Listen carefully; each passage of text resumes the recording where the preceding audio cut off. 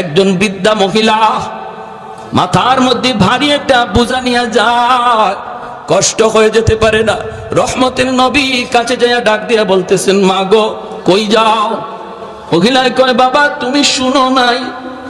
বলে কি? কয় মক্কা মুহাম্মদ দখল করে নিয়েছে, এই মক্কা মুহাম্মদ দখল করে নিয়েছে, তুমি বুঝি শোনো নাই? আল্লাহর নবী বলেন, মা গো শুনেছি, এও তো শুনেছি মুহাম্মদ তোমাদের কি ক্ষমা করে দিয়েছে। মহিলায় কয়, না রে বাবা, তুমি মুহাম্মদ রে চিনো না। মুহাম্মদ রক্তপাত পছন্দ করে, খুব গরম মানুষ। মুহাম্মদ মারামারি কাটাকাটি বেশি পছন্দ করে, এজন্য বদলা নিবেই নিবে, তাড়াতাড়ি জান বাঁচাও। আল্লাহর নবী তখনও নিজের পরিচয় নবী দেন না। পরিচয় না দিয়া নবী বলতেছেন, মা গো বোঝাটা অনেক ভারী, অনেক ভারী, তুমি বৃদ্ধা মানুষ, নিতে কষ্ট হয়, আমি জোয়ান মানুষ, আমার মাথায় তুমি বোঝাটা উঠায় দাও, যেখানে যেতে চাইবা আমি তোমাকে সেখানে পৌঁছায় দেব। একটু জোরে কোন সুবহানাল্লাহ। কৌনাইনে মুখতারে খুদা তুমকো বানায়া, कौनैने मुख्तार खुदा तुमको बनाया, उम्मत का निगाहबान खुदा तुमको बनाया, उम्मत का निगाहबान खुदा तुमको बनाया। मौला मेरा आका मेरा रहमत की नबी है, मौला मेरा आका मेरा रहमत की नबी है, ताजदार मदीना के तुम्हारे अरबी है, ताजदार मदीना के तुम्हारे अरबी है। अशजार ने देते हैं नबूवत के शहादत, तशकीक कमर में है तो अंगुल की इशारात, तशकीक कमर में है तो अंगुल की इशारात।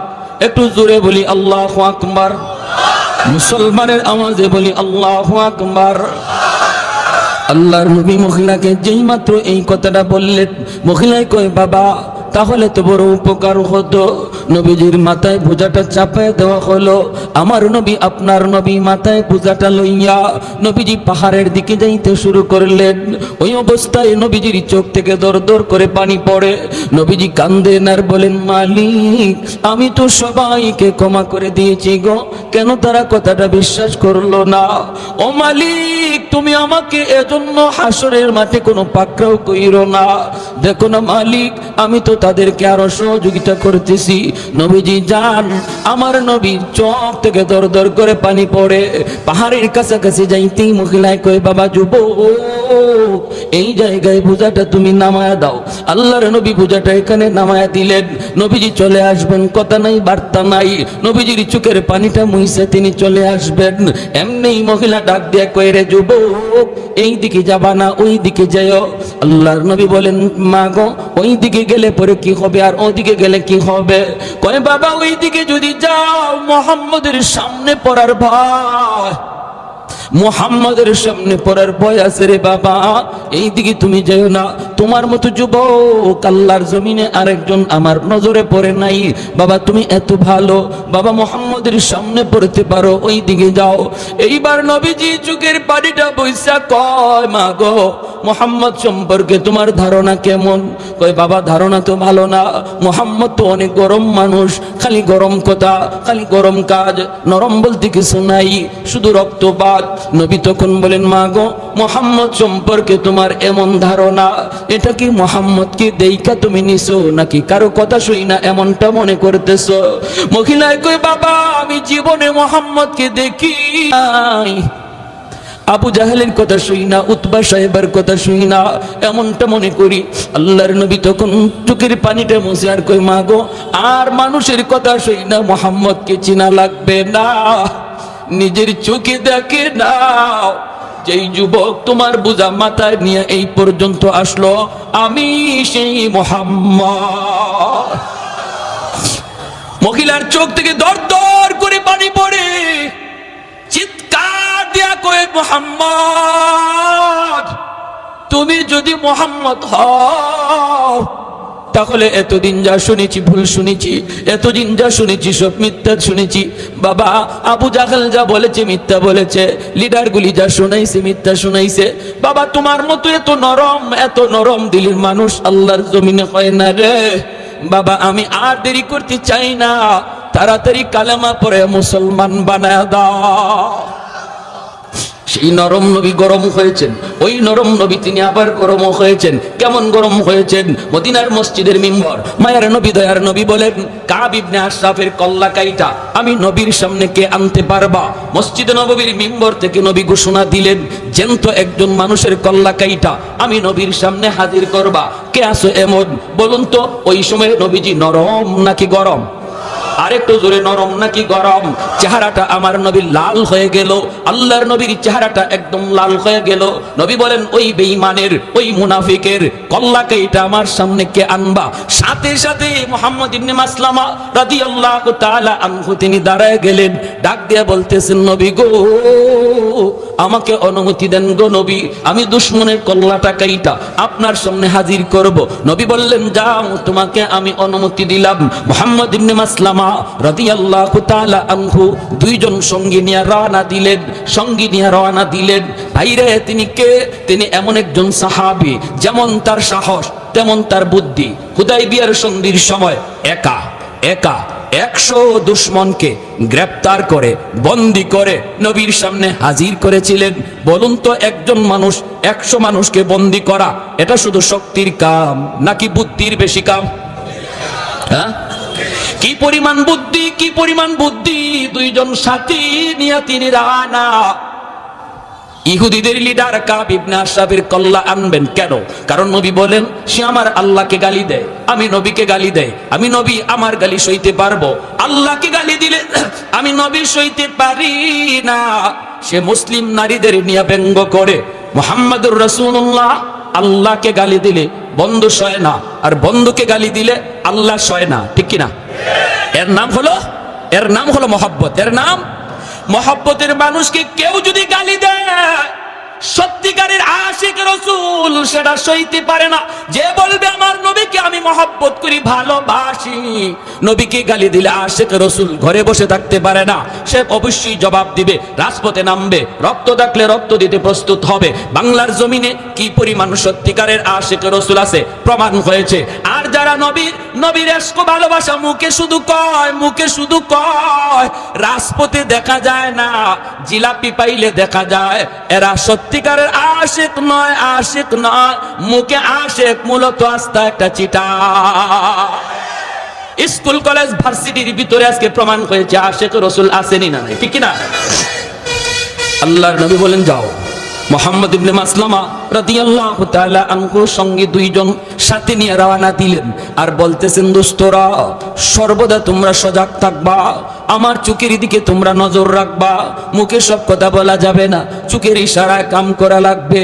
যখনই পজিশন আসবে আমার চোখের দিকে তোমরা তাকাইবা, চোখের ভাষা বোঝা লাগবে, চোখের ভাষা বুঝতে হবে, জবানের ভাষা চলবে না। ভাইরা বন্ধুরা, এই বইলে তিনি গেলেন কাব ইবনে আশরাফের বাড়ির সামনে, যাই তিনি ডাক দিলেন, নেতা, ও নেতা! নেতা ডাক্তার শোনা মাত্রই কাব ইবনে আশরাফ ভিতর থেকে কয়, দাঁড়াও, আসতেছি, একটু অপেক্ষা করো। কাব ইবনে আশরাফ নেতা ডাক শুই না একদম ফুলে গেছে, ফুটবল জবাই ফুলে। কারণ নেতা ডাক বড় মজা। এই নেতা ডাকের জন্য মানুষ লক্ষ লক্ষ টাকা খরচ করে, কোটি কোটি টাকা খরচ করতেও রাজি, তবুও নেতা ডাক শুনতে চায়, ঠিক কিনা? হ্যাঁ, মুহাম্মদ ইবনে মাসলামা রাদিয়াল্লাহু তাআলা আনহু তিনিও ভাবলেন, কাউরে যদি সাইজ করা লাগে আগে তারে পাম দেওয়া লাগবে, পাম দিলে যদি পাম লয় তাহলে তারে খেলতে মজা। যেই বলে পাম দিলে পাম লয়, এই বললেই লাথি দিতে মজা। যেই বলে পাম দিলে পাম লয় না, এই বললে কেউ লাথিও দেয় না। এজন্য তিনি ভাবছেন, ওরে তো সাইজ করতে আসছি, আগে ওরে একটু ফুলানি লাগবে, একটু পাম দেওয়া লাগবে, বাতাস দেওয়া লাগবে। যদি বাতাস লয়, পাম লয়, তাহলে সুবিধা হবে। দেখেন, প্রথম ডাকেই সে বাতাস লইছে। যেই বলছেন, নেতা, একটু দাঁড়াও, আসতেছি। মুহাম্মদ ইবনে মাসলামা কয়, বুঝছি তুমি পাম লইছো। যেই মাত্র আওয়ার জন্য রওনা দিছে এমনি তার বউ কয়, কাব ইবনে আশরাফের বউ, ইমাম বুখারী রাহমাতুল্লাহ আলাইহি কিতাবুল মাগাজি বুখারী শরীফ জিলদে সানিতে এনেছেন। তার বউ কি কয় শুনবেন, বউ কয়, স্বামী গো যাইও না, ডাকটা আমার কাছে বেশি সুবিধা মনে হয় না। নেতা তো, নেতার বউ, নেতার বউ, নেতার বউ বড় নেতা আরেকজনে কয়। হ্যাঁ, এটাই তো নিয়ম আমাদের দেশে। মূল যেটাকে হের কাম কাজ, হের দমক দমক কমই হয়, কিন্তু তার ডাইনে বামে সাইডে যার থাকে এরার তাফালিং সহ্য করা কঠিন, ঠিক না? সাইডে যারা থাকে এরার তাফালিং দেখে কি, আমার ভাই অমুক, আমার দুলাভাই অমুক, আমার স্বামী দারোগা, দেখেন না ওই দারোগার বউ, হ্যাঁ ও দারোগার থেকে আরো বড়টা, দারোগার বউ দারোগার চেয়ে আরো বড় পাওয়ার দেখায়। তো এরকম ভাবে মুহাম্মদ ইবনে মাসলামা যে ডাক দিচ্ছেন, কাব ইবনে আশরাফের বউ কয়, যাইও না। কেন, কি সে, কই যাও? আরে দেখো না কত সুন্দর করে ডাকটা দিছে, হায় রে কত সুন্দর ডাক, আমারে খুব কমই দেয়, এভাবে ডাক দিচ্ছে, যাইতেছি। কাব ইবনে আশরাফের বউ কয়, শুনো, তোমার কাছে ভালো লাগছে, কিন্তু আমার কাছে ডাকটার মধ্যে কেমন কেমন জানি লাগতেছে। কেমন কেমন মানে? আমি এই ডাকে রক্তের গন্ধ পাই, রক্তের গন্ধ। কি জাত মহিলা বুঝেন কেউ ভাই? আমরা খালি মনে করি মহিলাদের মাথা নেড়ার টাল, জি না, মহিলাদের মাথায় গিলো আছে, কিন্তু না থাকলে দেশ চালা কেমনে? আসেনি না? না, হ্যাঁ, সৌদি গেলাম, হজে গেলাম, আল্লাহ পাক নেওয়াইলেন আমারে সৌদি এক শায়েখে জিগায়, বাড়ি কই? এমনকি বাড়ি বাংলাদেশ। এমনি আমার আরবিতে কয়, তোকে দেশে পুরুষ মানুষ আসেনি? আমি মনে মনে কুমাই বেজাতের ভেজাতে ইবামাতে, আমি পুরুষ মানুষ নাই, আমারে কি তোমার মহিলা মনে হইতেছে নাকি? না, এটা কই নাই, এক বেটি নামে আরেক বেটি উঠে, বেটাইন কই? ও আমাদের জায়গা মতো দিয়া দিছে আমারে। তা আমি কইলাম, তোমাকে দেশে এরকম একজন বেটি বাইর করো, বাইর করো। আমার দেশে বেটিরাই যদি এমন হয়, বুঝো বেটাইন কি জাত। তখন আইসে দিছে, আইসা কয়, না মিয়া মিয়া, কয় না তুমি ঠিক আছো তো? কয় রক্তের গন্ধ পাই। আরে আরে তুমি আমার সাথে খালি গড়ই করলা জীবন ভর, এখনো জামাই চিনো নাই। আরবের মাটিতে এমন কোন মার ফুত আছে আমার গায়ে টুকা দিব? ওই দেখেন কেমন তাফালিং দেখাইতেছে। ফয়সালা তো হয়ে গেছে আসমানে, আসতেছি, আসছে। আর আসা মাত্রই মুহাম্মদ ইবনে মাসলামা রাদিয়াল্লাহু তাআলা আনহু তিনি বলতেছেন, নেতা কি আতর মাখলেন? ওই সময় আতর মাখার সিস্টেম ছিল, লম্বা চুল রাখতো, আল্লাহ নবী ওইভাবে আতর মাখতেন, মাঝখান দিয়ে ফিতা ফাড়া হইতো, আর ওই চুলের ফিতার মাঝখানে একটু আতর ঢালা হইতো, আতরটা বেয়ে বেয়ে অনেক সময় কপালে দিয়েও একটু একটু বাইতো। তো আতরটা খুব দামি। মুহাম্মদ ইবনে মাসলামা ওনার উদ্দেশ্য হইলো তো খালি ওরে পাম দেওয়া, পাম বেশি দেওয়া। আয়া আসার লগে লগেই বলতেছেন, নেতা কি আতর মাখলেন, এত ঘ্রাণ? আরে এই আতর তোরা পাবি কই, তোরা ফকিন্নির জাত। আরে আমরাই তো এই আতর মাখি, এটা আরবের সবচেয়ে দামি আতর। মুহাম্মদ ইবনে মাসলামা কয়, এবারও তুমি পাম লইছো, তোমারে তো আমি খেলমু, তোমারে নিয়া টার্গেট হইলো এটা। তো নেতা এই আতরটা কি আমি একটু শুনতে পারি আমার নাক দিয়া? কয় হ্যাঁ হ্যাঁ হ্যাঁ। কত মাথাটা একটু নোয়ান, ওই শুরু হয়েছে, মাথাটা একটু নোয়ান, আতরটা একটু শুনবো। কয় হ্যাঁ হ্যাঁ, এই যে নাও নাও। মাথাটা নয়া, মাথাটা আগায় দিছে, আর চুল তো লম্বা, চুলটা মাঝে আমরা ধরছেন, দইরা আতর শুনবার নিয়ত করে টান দিয়ে কল্লাটা কাছে আনছেন। সাথের দুইজনের চোখ দেখুন, তোরা এখনো দেরি করস কে? দেখোস না বলির ভাড়া হয়ে গেছে, টান কইরা ধরে রাখছেন, বলির ফাটা, আর দেরি করস কে? আর তো দেরি নেই, সাথে সাথে তলোয়ার বসায় দিয়েছেন, দেহ থেকে কল্লাটা আলাদা হয়ে গেছে। এই কল্লা চুলের মধ্যে ধইরেই আল্লাহর নবীর সামনে নিয়ে বলেন, ইয়া রাসূলুল্লাহ, নেন গো নবী। যার মাথা চেয়েছিলেন, নবী যে তখন ওই মাথা দেখে বলছেন, হাযা রাসু আদুবি ওয়া আদু বিল্লাহ, এটা মানুষের মাথা নয়, এটা আল্লাহ এবং তার রাসূলের দুশমনের মাথা। বলুন তাহলে ওই অবস্থায় নবীজি নরম না গরম? আরো জোরে, নরম না গরম?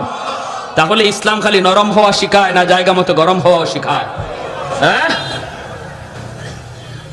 এজন্য আমার ভাইরা আল্লাহ পাক বলতেছেন, মুহাম্মাদুর রাসূলুল্লাহ ওয়াল্লাযীনা মাহু আশিদ্দাউ আলাল কুফফার রুহামাউ বাইনাহুম। আল্লাহ পাক বলেন আমার বন্ধু এবং আমার বন্ধুর হাতে গড়া সাহাবায়ে কেরামের আদর্শ কেমন জাননি? এত নরম, এত নরম, তারা জায়গা মতো নরম, জায়গা মতো গরম, জায়গা মতো নরম, জায়গা মতো গরম। আবু বকর সিদ্দিক রাদিয়াল্লাহু তাআলা আনহু নরম সাহাবী, রুহামাউ বাইনাহুম আশিদ্দাউ আলাল কুফফার। ওমরের মতো সাহাবী, গরম সাহাবী। আবু বকর নরম, জায়গা মতো গরম হইছেন, ঠিক না? একটা ঘটনা বলবো, মনোযোগ কার কার আছে হাত তুলে আল্লাহকে দেখান। আবু বকর সিদ্দিক রাদিয়াল্লাহু তাআলা আনহুর মতো নরম সাহাবী, তিনিও গরম হয়েছেন জায়গা মতো। প্রতিদিন এক রাস্তা দিয়া যান, ইহুদি উনাকে গালি দেয়, জবাব দেন না, বাপ তুলে গালি দেয়। আবু বকর জবাব দেয় না, জবাব দেয় না, কারণ তিনি তো আবু বকর অত্যন্ত নরম দিলের সাহাবী। ওনাকে গালি দিয়েছে, জবাব নাই। বাবাকে গালি দিয়েছে, জবাব নাই। গোষ্ঠী তুইলা গালি দিয়েছে, জবাব নাই। একদিন ইহুদি আবু বকরকে খেপানোর জন্য আমার নবী, রহমতের নবী, মায়ার নবী তুলে গালি দিছে, আল্লাহকে গালি দিয়ে বসছে। কয় মুসলমানরাও ফকির, ওদের আল্লাহও ফকির, ওদের নবীও ফকির। নাউজুবিল্লাহ কর। সিদ্দিক আকবর যেই মাত্র কয় আল্লাহ ফকির, নবী ফকির, সাথে সাথে আবু বকর ঘুরে দাঁড়ালেন। নরম সাহাবী, এতদিন পর্যন্ত যিনি চোখ তুলে তাকান নাই, জবাব দেন নাই, সাথে সাথে তিনি ঘুরে দাঁড়ালেন। ঘুরে দাঁড়াইয়া হাতের মধ্যে যদ্দুর শক্তি ছিল, এই শক্তি নিয়ে তিনি গালের মধ্যে চোর মারছেন। চটটা খাইয়া গালটা একদম 5 আঙ্গুলের দাগ বসে গেছে, দপাশ দিয়ে মাটিতে পড়ে গেছে, ওই পাশ দিয়ে পড়ে গেছে। নরম হাত যখন গরম হয় কেমন হয় একটু বুঝেন, আরো জোরে ঠিক না? নরম হাত যখন গরম হয় তখন খবর হয়ে যায়, খবর হয়ে যায়। আবু বকরের হাত ছিল এতদিন নরম, হঠাৎ করে হয়েছে গরম। নরম হাতের পিছনে আছে আল্লাহর হাত, ঠিক কিনা জোরে বলেন? উলামায়ে কেরামের হাতের পিছনে আছে আল্লাহর হাত, ওলি আল্লাহদের হাতের পিছনে আছে আল্লাহর হাত, নবীদের হাতের পিছনে আছে আল্লাহর হাত, সাহাবীদের হাতের পিছনে আছে আল্লাহর হাত। উঠে না, উঠে না, উঠে না, উঠে না, উঠলে খবর হয়ে যায়, ঠিক না জোরে কর? উঠে না, উঠে না, উঠে না, উঠলে খবর খাওয়া যায়। মুসা নবীর হাতের তাপ্পর খাইছিল ফেরাউনে, সেই শিশুকালে দুধের বয়সে, দুধ বয়সে ফেরাউনে খাইছে মুসা নবীর হাতের তাপ্পর। খাইয়েই ডাক দিছে আসিয়া রে, ও আসিয়া কই গেলা, তাড়াতাড়ি আও, খবর হয়ে গেছে। কি হইছে? কই আমার গালে চোর মারছে। কেডায় মারছে? কই এই ছোট বাচ্চায়। আসিয়া বলে এটা তুমি কি কও? ছোট বাচ্চা হাত নাড়ানাড়ি করছে, তোমার গায়ে লাগছে, গালে লাগছে, তুমি কও চর। বাচ্চারা এমনি তো হাত নাড়ানাড়ি করে। ফেরাউনে কই না গো আসিয়া, চরটা আমি খাইছি, আমি বুঝি। ইডা বুজ্জা মারছে না না বুজ্জা মারছে আমি বুঝছি ভালো কইরা। ছোট মানুষের সন্না ঈশ্বরের মাঝে কি শক্তি আছিল এটা আমি টের পাইছি।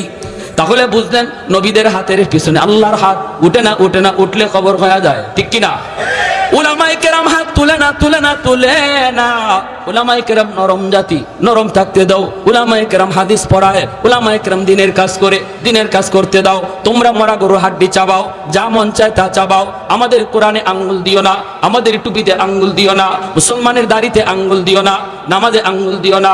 উলামায়ে কেরাম যাদের উসিলায় আল্লাহ জমিনে রহমত নাজিল করে, এদেরকে নিয়ে ষড়যন্ত্র করবা না, ষড়যন্ত্র করবা না। মনে রাখবা, যদি করো, যদি আঙ্গুল তুলো, যদি কোরআনে আঙ্গুল তুলো, তাহলে এই নরম হাত কিন্তু গরম হয়ে যায়, মুসা নবীর হাতের মতো, আবু বকরের হাতের মতো, ঠিক কিনা জোরে কও? যে যে লাইনে আছো এই লাইনে পণ্ডিতি করো, আরেক লাইনে যাও না। তুমি তোমার ইঞ্জিনিয়ারি লই আসো, এই লাইনে পণ্ডিতি যা পারো করো। আমরা তোমার ইগানোকে পণ্ডিতি করি না। তুমি ডাক্তার, ডাক্তারি লই আসো, এই লাইনে পণ্ডিতি করো। আমরা এই লাইনে গিয়ে কথা কইও না, কারণ এই লাইনে আমরা পণ্ডিত না। কিন্তু আমরা যে লাইনে পণ্ডিত, এই লাইনে পণ্ডিতি করতে আইও না। ইগানো করার আগে একটু বুঝছো, তুমি মেজর হও আর ডাক্তার হও আর যাইও, যত যা কিছু হও, যার যার পণ্ডিতি যার যার সাবজেক্টের উপর, ঠিক কি না? উলামায়ে কেরামের কথার ভুল ধরতে গেলে এই লাইনে তোমাকে আগে পণ্ডিত হওয়া লাগবে। সবাইকে এই কথা জেনে রাখা উচিত। আপনাদেরকেও যারা বগলের নিচে বুখারী শরীফ লইয়া উলামায়ে কেরামের বিরুদ্ধে কথা কয়, উলামায়ে কেরামের বিরুদ্ধে পণ্ডিতি করে, কয় নামাজ হয় না, মৌলবীদের কথা ঠিক না, মৌলবীদের কথা মতো জুম্মা পড়লে জুম্মা হবে না, জানাজা পড়লে জানাজা হবে না, রুকু ইবাই করলে হয় না, হাত ইবাই বাঁধলে হয় না, এমন যত ধরনের পণ্ডিত মনে রাখবা, পণ্ডিতি যার যার সাবজেক্টের উপরে যদি আপনাদেরকে কেউ এমন পণ্ডিতি করতে বলে, পরিষ্কার টান দিয়ে ধইরা মুফতি সাহেবের কাছে আনবেন, মুহাদ্দিস সাহেবের কাছে আনবেন, দেখেন তার পাতলা পায়খানা শুরু হয়ে যাবে। তখনই কইব আমার পেটে কামড় মারছে, আমারে বাথরুমে যেতে দাও, ঠিক না? আপনারা কোনো তর্কে যাবেন না, আপনারা তো হে তো সহি হাদিসের বান্ডাল লইয়া আইছে, অতএব এর সাথে আপনারা চাপা করে পারবেন না। হে কয়েকটা হাদিস মুখস্থ করে বহুত বড় চাপা লইয়া আসছে, এর খালি কইবেন চল মুফতি সাহেবের কাছে যাই, দেখবেন হের জ্বর উঠতে গেছে, জ্বর। এটা হইলো হের ট্যাবলেট, এটা হইলো ট্যাবলেট। আপনারা তর্কে যায় না, দূরে বলে ভাই এত হাদিস বুঝি না, এত সহি হাদিস আর হাসান হাদিস, সহি হাদিস এবং জয়ীফ হাদিস কি কবে, এত কিছু বুঝি না, চলো হুজুরের কাছে যাই, দেখবা এর সাথে সাথে 104 ডিগ্রি জ্বর, ঠিক না? পণ্ডিতি যার যার সাবজেক্টে। প্যারে হাজিরিন, বলেন, আমরা নিষেধ করি না, উলামায়ে কেরাম বলতেছে আপনারাও কিছু জানছেন, বলেন, বুঝান, কিন্তু একজন আলেমের, একজন মুফতি মুহাদ্দিসের কথাকে যদি আপনার কাউন্টার দিতে হয়, তাহলে অবশ্যই এই লাইনে আপনার অভিজ্ঞতা থাকা লাগবে। আর আলেমদের কথা শুই না আপনি বলতেছেন উলামায়ে কেরামের জবানে শুনছি, এমন কই আপনি করেন না, দাওয়াতে তাবলীগ করতেছে, ভালো, দাওয়াতে তাবলীগে এইভাবে চলছে, আলেমদের জবানে শুনছি, ভালো কথা। কো কাউন্টার যদি দিতে হয় এই লাইনে অভিজ্ঞতা থাকা লাগবে। এটা তো একটা পাগলেও বুঝে, তুমি মেজরিয়া বুঝো না, তো তোমার মাথায় কি ঢুকছে, ঠিক কিনা? একটা পাগলেও বুঝে। এখন যদি আপনাদের এই এলাকা মাইকিং করা হয় যে আগামীকাল আপনাদের এই হাসপাতালে আমাদের শাইখুল হাদিস শাহ হুজুর যত সিজারের রোগী আছে এরার অপারেশন করব, করবেন, সবাই কইবেন ইন্নালিল্লাহ, হুজুর এই বাড়ি কাম শুরু করলো, সিজার তো আর হইতো না, এটারে মাইরা কবর দেওয়া লাগবে, ঠিক না? মরার কাম হইব, এই কাম তো হুজুরা করে না, তো তোমরা এটা করতে হবে। প্যারে হাজিরিন, তো আবু বকর সিদ্দিক রাদিয়াল্লাহু তাআলা আনহু বসাই দিয়েছেন, যদ্দুর গায়ে শক্তি আছিল, এর গায়ে তো আঙ্গুলের দাগ পড়ে গেছে, সুজান নবীজির দরবারে গিয়া কয় মুহাম্মদুর রাসূলুল্লাহ, আপনার সাহাবী আবু বকর আমারে ফিডাইছে, কই দে গালে। আল্লাহ নবী দেখেন গালে এখনো আঙ্গুলের দাগ আছে, আঙ্গুলের দাগ পড়ে গেছে গালে, বুঝেন এটা কি জেনতেন চোর, এটা কি জেনতেন চোর? নবী বলতেছেন তুমি ভুল বলতেছো, মনে হয় কামটা উমরের, কারণ আমার উমরে এইরকম কইরা অভ্যাস আছে, কিন্তু নামটা মনে হয় তুমি ভুল বলতেছো, আবু বকর না, আবু বকর এমন করতে পারে না, আবু বকর তো নরম। ইহুদি কয় আপনার নরম সাহাবী গরম হইছে, আপনার নরম জনই আজকে গরম হইছে। আল্লাহ নবী বলে কেন, আমার আবু বকর তো হঠাৎ করে গরম হওয়ার কথা না, কয় এমনি, দেখেন ডাকাইতে ডাকাইতে মিশা কথা কয়, এমনি। নবীজি আবু বকরকে ডাক দিয়েছেন, ডাক দিয়ে বলতেছেন আবু বকর ঘটনা কি, ছোট্ট তুমি মারছো? সিদ্দিক আকবর, তিনি তো সিদ্দিক। সিদ্দিক কাকে বলে? জীবনে যে মিথ্যা কথা বলে না, সিদ্দিক।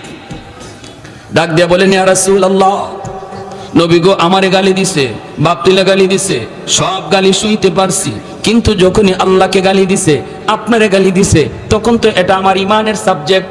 ইমানদারের সামনে আল্লাহর গালি হবে, আল্লাহর রসুলকে নিয়ে ব্যঙ্গ হবে, আর ইমানদার যদি চুপচাপ চলে যায়, কারণ সে আমার ভাই, সে আমার বন্ধু, সে আমার নেতা, সে আমার দলের লোক, এই মনে কইরা যদি নীরব চলে যায়, নবী বলেন তার ঈমান নাই, ঈমান নাই। মাল ঈমান ইয়া রাসূলুল্লাহ, ইদা সাররাতকা হাসানাতুকা ওয়া ইদা সাআতকা সাইয়্যাতুকা ফা আনতা মুমিন। চলে যায় যদি, বোঝা গেল ঈমান নাই। কপালের ভিতরে নামাজে পড়তে পড়তে নামাজের কর পড়া গেল, এরপরও নবী বলেন তার ঈমান নাই, ঠিক কিনা? ঠিক কিনা? আল্লাহর বিরুদ্ধে কথা শুনলো, ইসলামের বিরুদ্ধে কথা শুনলো, নবীর বিরুদ্ধে কথা শুনলো, এরপরে চলে যায়, কয় থাক বলে ফেলছে, বলে ফেলুক, এই বইলা যদি কেউ চলে যায়, আল্লাহর নবী বলতেছেন আমি নবী গ্যারান্টি দিলাম, সার্টিফিকেট দিলাম, ওর ঈমান নাই, ঈমান নাই, ঈমান নাই, ঈমান নাই, ঈমান নাই। এজন্য ভাইরা বন্ধুরা, আবু বকর সিদ্দিক রাদিয়াল্লাহু তাআলা আনহু তিনি বলেন আমি মারছি গো নবী, যখনই আপনারে গালি দিছে, আল্লাহ তুলে গালি দিছে, আল্লাহর নবী বলে আবু বকর মুহাম্মদুর রাসূলুল্লাহর আদালতে বিচার রে, আল বাইয়িনাতু আলাল মুদ্দাই ওয়াল ইয়ামিনু আলা মান আনকার। তুমি তোমার দাবির সপক্ষে তুমি দলিল পেশ করো, তোমার আল্লাহকে গালি দিয়েছে, দলিল দাও, দলিল, নতুবা সে কসম করে কিন্তু বিচারের রায় পক্ষে নিয়ে নিবে। আবু বকর সিদ্দিক বলেন নবী গো, কেউ ছিল না গো নবী, ওখানে কেউ তো ছিল না, আমি আর সে শুধু ছিলাম, সাক্ষী দিবে কে? নবী বলেন তাহলে রেডি হয়ে যাও, তোমার গালে এইভাবে একটা চোর মারবে, এইভাবে চোর মারবে। সাথে সাথে আবু বকর চোখের পানি সেইরা আল্লাহর কাছে ডাক দিয়া কয় মালিক, কেউ দেখে নাই, কেউ শুনে না, কিন্তু আল্লাহ তুমি তো সব দেখছো, সব শুনছো। সাথে সাথে আল্লাহ জিব্রাইলে পাঠায় কয়, বন্ধু আবু বকরের পক্ষে আমি আল্লাহ সাক্ষী দিলাম। আবু বকর সিদ্দিক রাদিয়াল্লাহু তাআলা আনহুর মতো নরম সাহাবী, তিনিও গরম হয়েছেন জায়গা মতো। প্রতিদিন এক রাস্তা দিয়া যান, ইহুদি উনাকে গালি দেয়, জবাব দেন না, বাপ তুলে গালি দেয়, আবু বকর জবাব দেয় না, জবাব দেয় না, কারণ তিনি তো আবু বকর অত্যন্ত নরম দিলের সাহাবী। উনাকে গালি দিয়েছে, জবাব নাই। বাবাকে গালি দিয়েছে, জবাব নাই। গোষ্ঠী তুইলা গালি দিয়েছে, জবাব নাই। একদিন ইহুদি আবু বকরকে খেপানোর জন্য আমার নবী, রহমতের নবী, মায়ের নবী তুলে গালি দিছে, আল্লাহকে গালি দিয়ে বসছে। কয় মুসলমানরাও ফকির, ওদের আল্লাহও ফকির, ওদের নবীও ফকির। নাউজুবিল্লাহ কর। সিদ্দিক আকবর যেই মাত্র কয় আল্লাহ ফকির, নবী ফকির, সাথে সাথে আবু বকর ঘুরে দাঁড়ালেন। নরম সাহাবী, এতদিন পর্যন্ত যিনি চোখ তুলে তাকান নাই, জবাব দেন নাই, সাথে সাথে তিনি ঘুরে দাঁড়ালেন। ঘুরে দাঁড়াইয়া হাতের মধ্যে যদ্দুর শক্তি ছিল, এই শক্তি নিয়ে তিনি গালের মধ্যে চোর মারছেন। চটটা খাইয়া গালটা একদম 5 আঙ্গুলের দাগ বসে গেছে, দপাশ দিয়ে মাটিতে পড়ে গেছে, ওই পাশ দিয়ে পড়ে গেছে। নরম হাত যখন গরম হয় কেমন হয় একটু বুঝেন, আরো জোরে টেকে না। নরম হাত যখন গরম হয় তখন খবর হয়ে যায়, খবর হয়ে যায়।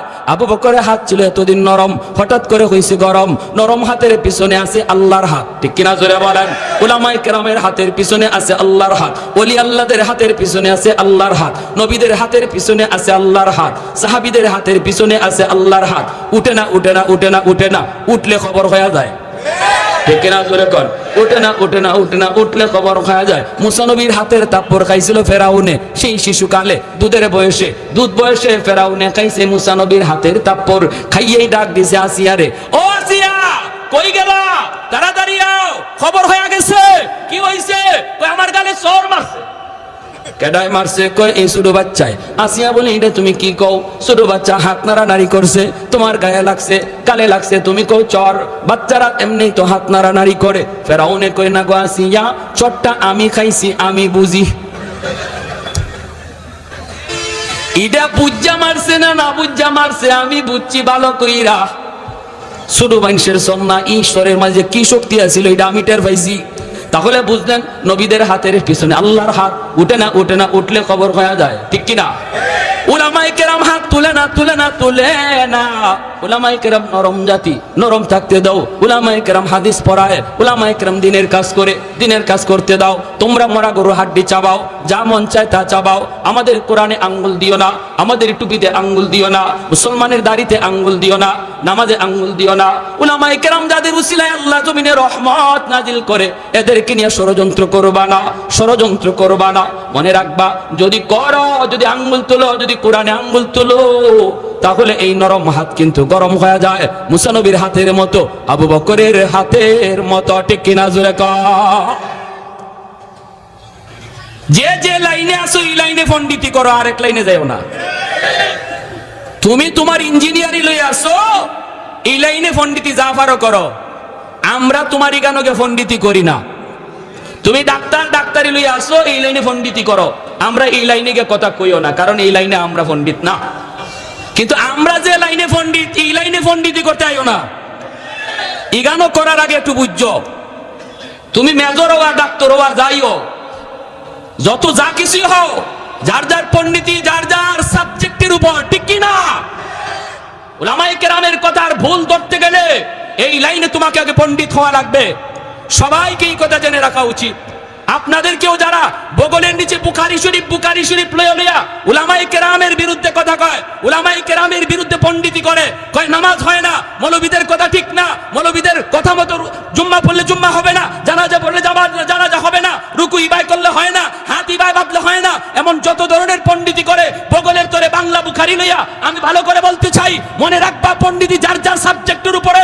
যদি আপনাদেরকে কেউ এমন পণ্ডিতি করতে বলে, পরিষ্কার টান দিয়া ধইরা মুফতি সাহেবের কাছে আনবেন, মুহাদ্দিস সাহেবের কাছে আনবেন, দেখেন তার পাতলা পায়খানা শুরু হয়ে যাবে। তখনই কইব আমার পেটে কামড় মারছে, আমারে বাথরুমে যাইতে দাও, ঠিক না?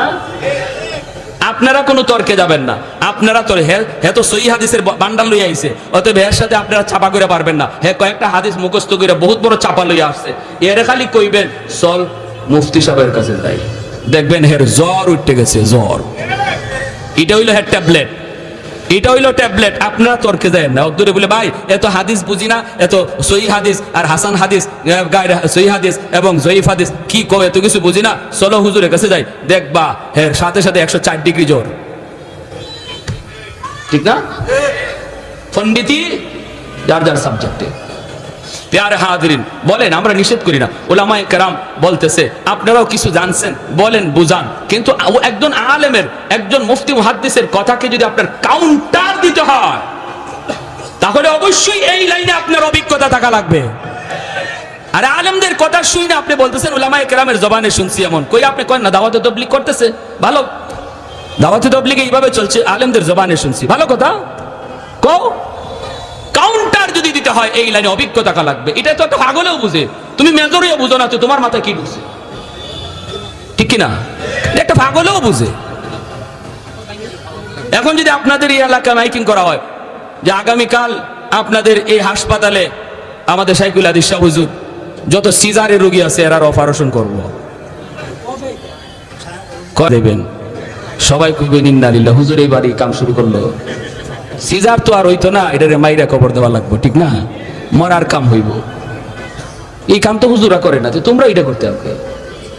প্যারে হাজিরিন, তো আবু বকর সিদ্দিক রাদিয়াল্লাহু তাআলা আনহু বসাই দিয়েছেন, যদ্দুর গায়ে শক্তি আছিল, এর গায়ে তো আঙ্গুলের দাগ পড়ে গেছে, সুজান নবীজির দরবারে গিয়া কয় মুহাম্মদুর রাসূলুল্লাহ আপনার সাহাবী আবু বকর আমারে ফিডাইছে, কই কই কই দে গালে। আল্লাহ নবী যাই দেখেন গালে এখনো আঙ্গুলের দাগ আছে, আঙ্গুলের দাগ পড়ে গেছে গালে, বুঝেন এটা কি জেনতেন চোর, এটা কি জেনতেন চোর? নবী বলতেছেন তুমি ভুল বলতেছো, মনে হয় কামটা উমরের, কারণ আমার উমরে এইরকম কইরা অভ্যাস আছে, কিন্তু নামটা মনে হয় তুমি ভুল বলতেছো, আবু বকর না, আবু বকর এমন করতে পারে না, আবু বকর তো নরম। ইহুদি কয় আপনার নরম সাহাবী গরম হইছে, আপনার নরম জনই আজকে গরম হইছে। আল্লাহ নবী বলে কেন, আমার আবু বকর তো হঠাৎ করে গরম হওয়ার কথা না, কয় এমনি, দেন ডাকাইতে ডাকাইতে মিশা কথা কয়, কয় এমনি। নবী যে আবু বকরকে ডাক দিয়েছেন, ডাক দিয়ে বলতেছেন আবু বকর ঘটনা কি, ছোট্টা তুমি মারছো সিদ্দিক আকবর, তিনি তো সিদ্দিক। সিদ্দিক কাকে বলে? জীবনে যে মিথ্যা কথা বলে না, সিদ্দিক। ডাক দিয়ে বলেন ইয়া রাসূলুল্লাহ, নবী গো আমারে গালি দিছে, বাপ তুলে গালি দিছে, সব গালি সইতে পারছি, কিন্তু যখনই আল্লাহকে গালি দিছে, আপনারে গালি দিছে, তখন তো এটা আমার ইমানের সাবজেক্ট। ইমানদারের সামনে আল্লাহর গালি হবে, আল্লাহর রসুলকে নিয়ে ব্যঙ্গ হবে, আর ইমানদার যদি চুপচাপ চলে যায়, কারণ সে আমার ভাই, সে আমার বন্ধু, সে আমার নেতা, সে আমার দলের লোক, এই মনে কইরা যদি নীরব চলে যায়, নবী বলেন তার ঈমান নাই, ঈমান নাই। মাল ঈমান ইয়া রাসূলুল্লাহ, ইদা সাররাতকা হাসানাতুকা ওয়া ইদা সাআতকা সাইয়্যাতুকা ফা আনতা মুমিন। চলে যায় যদি, বোঝা গেল ঈমান নাই। কপালের ভিতরে নামাজে পড়তে পড়তে নামাজের কর পড়ে গেল, এরপরও নবী বলেন তার ঈমান নাই। ঠিক কিনা? ঠিক কিনা? আল্লাহর বিরুদ্ধে কথা শুনলো, ইসলামের বিরুদ্ধে কথা শুনলো, নবীর বিরুদ্ধে কথা শুনলো, এরপরে চলে যায়, কয় থাক বলে ফেলছে, বলে ফেলুক, এই বইলা যদি কেউ চলে যায়, আল্লাহর নবী বলতেছেন আমি নবী গ্যারান্টি দিলাম, সার্টিফিকেট দিলাম, ওর ঈমান নাই, ঈমান নাই, ঈমান নাই, ঈমান নাই, ঈমান নাই। এজন্য ভাইরা বন্ধুরা, আবু বকর সিদ্দিক রাদিয়াল্লাহু তাআলা আনহু তিনি বলেন আমি মারছি গো নবী, যখনই আপনারে গালি দিছে, আল্লাহ তুলে গালি দিছে, আল্লাহর নবী বলে আবু বকর মুহাম্মদুর রাসূলুল্লাহর আদালতে বিচার রে, আল বাইয়িনাতু আলাল মুদ্দাই ওয়াল ইয়ামিনু আলা মান আনকার। তুমি তোমার দাবির সপক্ষে তুমি দলিল পেশ করো, তোমার আল্লাহকে গালি দিয়েছে, দলিল দাও, দলিল, নতুবা সে কসম করে কিন্তু বিচারের রায় পক্ষে নিয়ে নিবে। আবু বকর সিদ্দিক বলেন নবী গো, কেউ ছিল না গো নবী, ওখানে কেউ তো ছিল না, আমি আর সে শুধু ছিলাম, সাক্ষী দিবে কে? নবী বলেন তাহলে রেডি হয়ে যাও, তোমার গালে এইভাবে একটা চোর মারবে, এইভাবে চোর মারবে। সাথে সাথে আবু বকর চোখের পানি সেইরা আল্লাহর কাছে ডাক দিয়া কয় মালিক, কেউ দেখে নাই, কেউ শুনে নাই, কিন্তু আল্লাহ তুমি তো সব দেখছো, সব শুনছো। সাথে সাথে আল্লাহ জিব্রাইলে পাঠায় কয় বন্ধু, আবু বকরের পক্ষে আমি আল্লাহ সাক্ষী দিলাম। ভালো করে শুনে নাও, আমার বন্ধু এবং বন্ধুর সাহাবায়ে কেরামের আদর্শ কি ছিল? নরমের জায়গায় তারা অতি নরম, গরমের জায়গায় অতি বেশি গরম, নিজেদের ভিতরে কোনো দ্বন্দ্ব নাই, নিজেদের ভিতরে কোনো মারামারি নাই, নিজেদের ভিতরে কোনো কাটাকাটি নাই। আমি এক দল করি, তুমি অন্য দল করো, কিন্তু আমাদের পরিচয় শুধু একটাই, আমরা এক আল্লাহর গোলাম, এক নবীর উম্মত। আওয়াজ দিয়া বলেন ঠিক কিনা? আরে যুবক, এক দল করো, তুমি তোমার বন্ধু করে আরেক দল রে। ক্ষমতার জন্য কোনো ভাইকে তুমি মারবা না, দলের জন্য কোনোদিন তার রক্ত ঝরাবে না, কারণ ইসলাম সেটা শিক্ষা দেয় না। ইসলাম শিক্ষা দেয় রক্ত ঝরানো মুসলমানের ভিতরে কাম নয়। মুসলমান একে অপরের জন্য ভাই ভাই। আল মুসলিমুন আকুল মুসলিম। ভালো করে খেয়াল করে শুনে রে যুবক, এজন্য বলতেছি মনে রাখবা, নিজেদের ভিতরে কোনো দ্বন্দ্ব নয়, নিজেদের ভিতরে কোনো মারামারি নয়। আমাদের পরিচয়, আসল পরিচয় এক, আমরা হলাম মুসলমান, এক আল্লাহর গোলাম, এক নবীর উম্মত, এক নবীর উম্মত। এজন্যই তো আমার নবী, রহমতের নবী, কি পরিমাণ নরম দিলের অধিকারী ছিলেন। নরম দিলের নবী, তিনিও আবার জায়গা মতো অতি গরম হয়েছেন। ইসলাম ধর্মের শিক্ষাই হলো তুমি জায়গা মতো নরম, জায়গা মতো তুমি অতি গরম, অতি গরম। বাইরে নরমের ইতিহাসটা একটু শুনি, নরমের কথাগুলি একটু মনোযোগ দিয়ে শুনি, এরপরে আমার নবীর গরমের ইতিহাসটাও শুনবো, গরমের ঘটনাটাও শুনবো। মায়ার নবী, দয়ার নবীকে মক্কার মানুষ আপন জন্মভূমিতে নবীকে থাকতে দেয় নাই। জন্মভূমিতে থাকার অধিকার সবারই আছে, কার নাই? সবাই জন্মভূমিতে থাকবে, কেউ জন্মভূমি থেকে যায় না। ধর্ম যার যার, কিন্তু দেশ তো সবার, ঠিক না? আল্লাহর নবী ভিন্ন ভিন্ন ধর্মের প্রচারক, তাই বলে নবীকে দেশ থেকে বের করার কোনো আইন নাই। বাংলার জমিনে যেমন মুসলমান আছে, ইহুদিও আছে, মুসলমান আছে, বৌদ্ধ আছে, মুসলমান আছে, হিন্দু আছে। এই দেশে আমরা সবাই বসবাস করব, ধর্ম হবে যার যার, দেশ হবে সবার। নাকি উৎসব সবার? হ্যাঁ, বাটফারি হতা। ধর্ম যার যার, দেশ সবার, এটা মানি, ঠিক না? আমরা বলি না হিন্দুরা বের হয়ে যাও, আমরা বলি না খ্রিস্টানরা বের হয়ে যাও, আমরা বলি না বৌদ্ধরা বের হয়ে যাও। এই দেশ মুসলমানের, কোন দেশের কোন ধর্মের মানুষ থাকবে না, এমনটা আমরা বলবো না। কারণ আমার নবী, রহমতের নবী, মদিনার রাষ্ট্রনায়ক। তখনও মদিনায় ইহুদিরা ছিল কি ছিল না? বহু ইহুদি মদিনায় ছিল, তাদের ধর্মীয় স্বাধীনতা আল্লাহর নবী দিয়েছেন। আল্লাহর নবী তাদের ধর্ম পালনের পরিপূর্ণ স্বাধীনতা দিয়েছেন। এজন্য ইসলাম বলে তুমি ধর্ম যার যার পালন করো, কিন্তু দেশ হবে সবার। কিন্তু আমার নবীকে মক্কার মানুষ থাকতে দিল না, জন্মভূমিতে নবীকে থাকতে দিল না রে।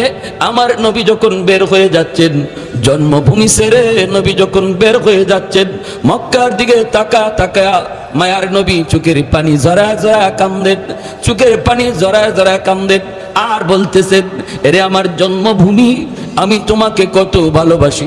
মক্কার মানুষগুলি যদি আমাকে নির্যাতন না করত, আমার আপন লোকগুলি যদি ষড়যন্ত্র না করত, আমি তোমাকে কোনোদিন ছেড়ে যেতাম না। কারণ তোমার মাঝে আমার মালিকের ঘর, খানায় কাবা, যেই কাবা না দেখলে আমাদের পেটে ভাত হজম হয় না। যেরকম সুবহানাল্লাহ। সকাল সন্ধ্যা যেই কাবা না দেখলে আমাদের ঘুম হয় না।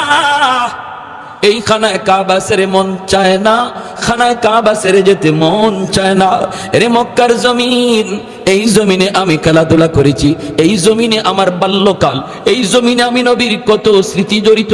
এই মক্কা ছেড়ে যেতে মন চায় না, মন চায় না।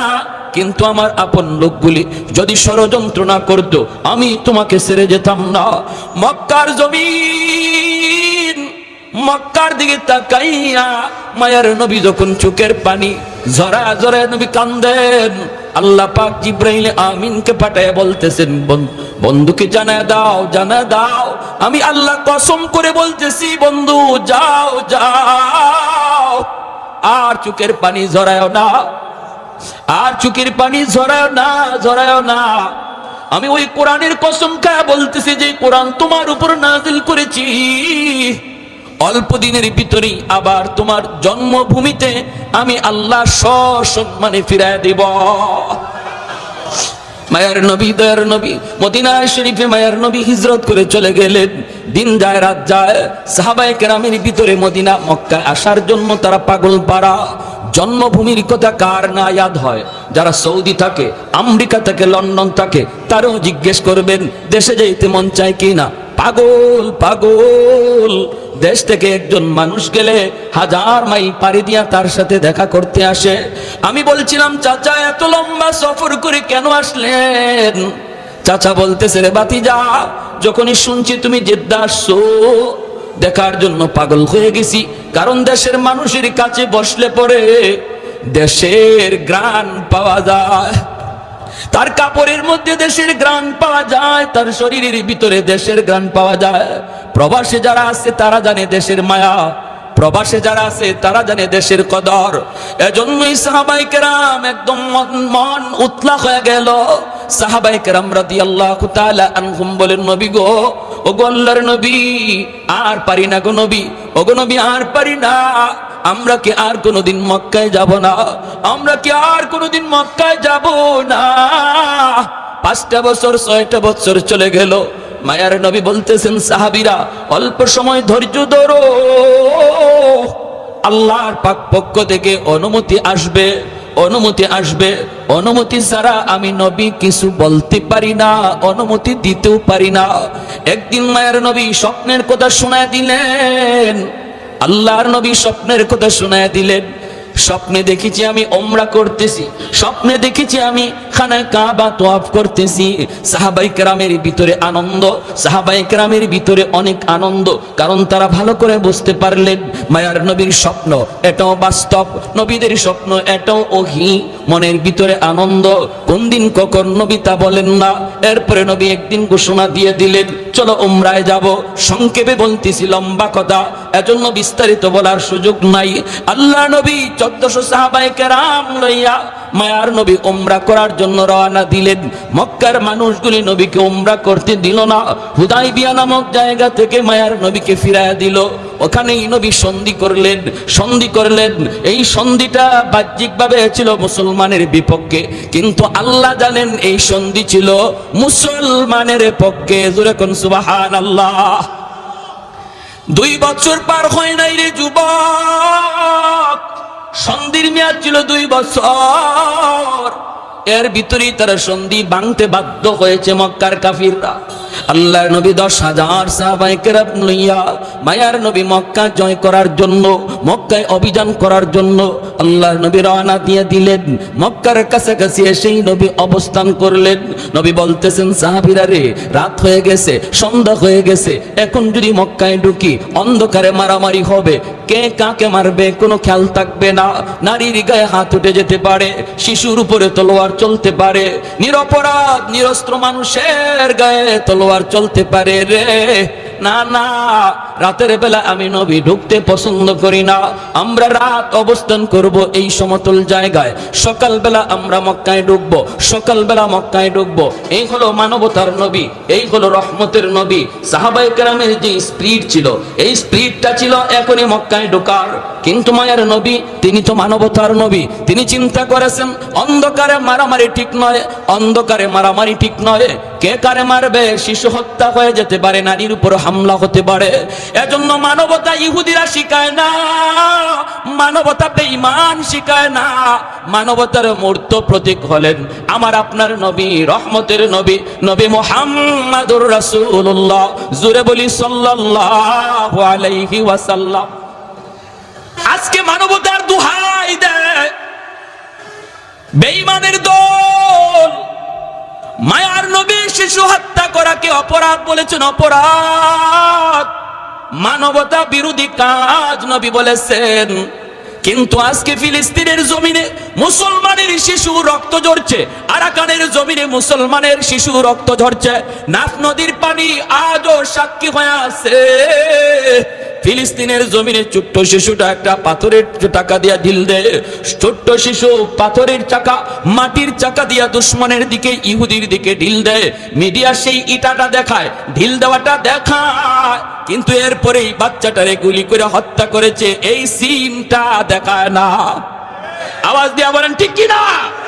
অতএব আজ যারা মানবতার স্লোগান তুলে, এদের হাতেই মানবতা হত্যা হচ্ছে। আওয়াজ দিয়ে এখন ঠিক কিনা?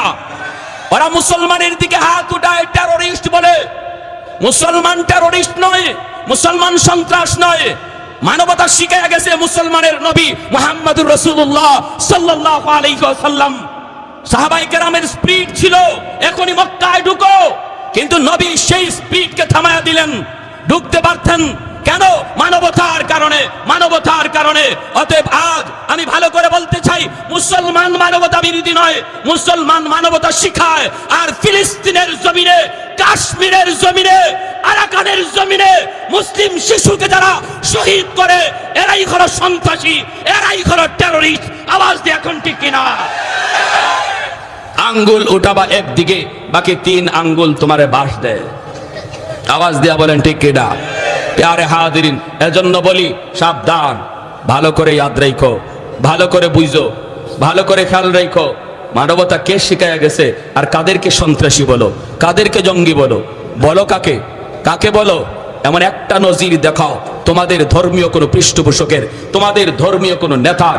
আমার নবী যত উদাহরণ সৃষ্টি করে গেছেন, যত নজির সৃষ্টি করে গেছেন, একজন ভিন্ন ধর্মের কোনো নেতার এমন দৃষ্টান্ত কেউ দেখাতে পারবে? অসম্ভব, পারবেই না। প্যারে হাজিরিন, এজন্য আল্লাহর নবী থামায়া দিলেন। মায়ার নবী বলতেছেন এখানে অবস্থান করো। আল্লাহর নবী এখানে অবস্থান করলেন। সাহাবায়ে কেরামকে নবী বলতেছেন রাত কাটানোর জন্য আমাদের তাবু প্রয়োজন, তাবু বানাও। আবার খাওয়া দাওয়ার জন্য চুলা বানানো লাগবে, হাজত সারার জন্য বাথরুম বানানো লাগবে। চুলা বানাবা 10,000 মানুষের জন্য যে কটা চুলা প্রয়োজন, এর চেয়ে ডাবল চুলা বানাও। আর 10,000 মানুষের জন্য যে কটা বাথরুমের প্রয়োজন, এর চেয়ে বাথরুম অর্ধেক কম বানাও।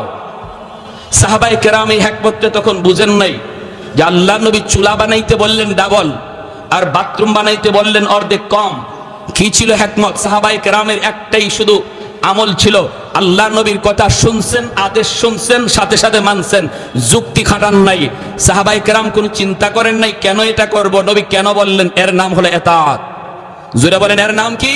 ইতাআত। এর নাম হলো অনুসরণ, এর নাম হলো অনুসরণ। যেখানেই শুনবো আমার নবীর কথা, সেখানেই বুঝতে হবে আমার কথা বাদ। যেখানেই শুনবো আমার নবীর মত, সেখানেই আমার মত বাদ। যেখানেই শুনবো আমার নবীর কথা, আমার নবীর সিদ্ধান্ত, সেখানেই আমার যুক্তি বাতিল। এর নাম হলো উম্মত।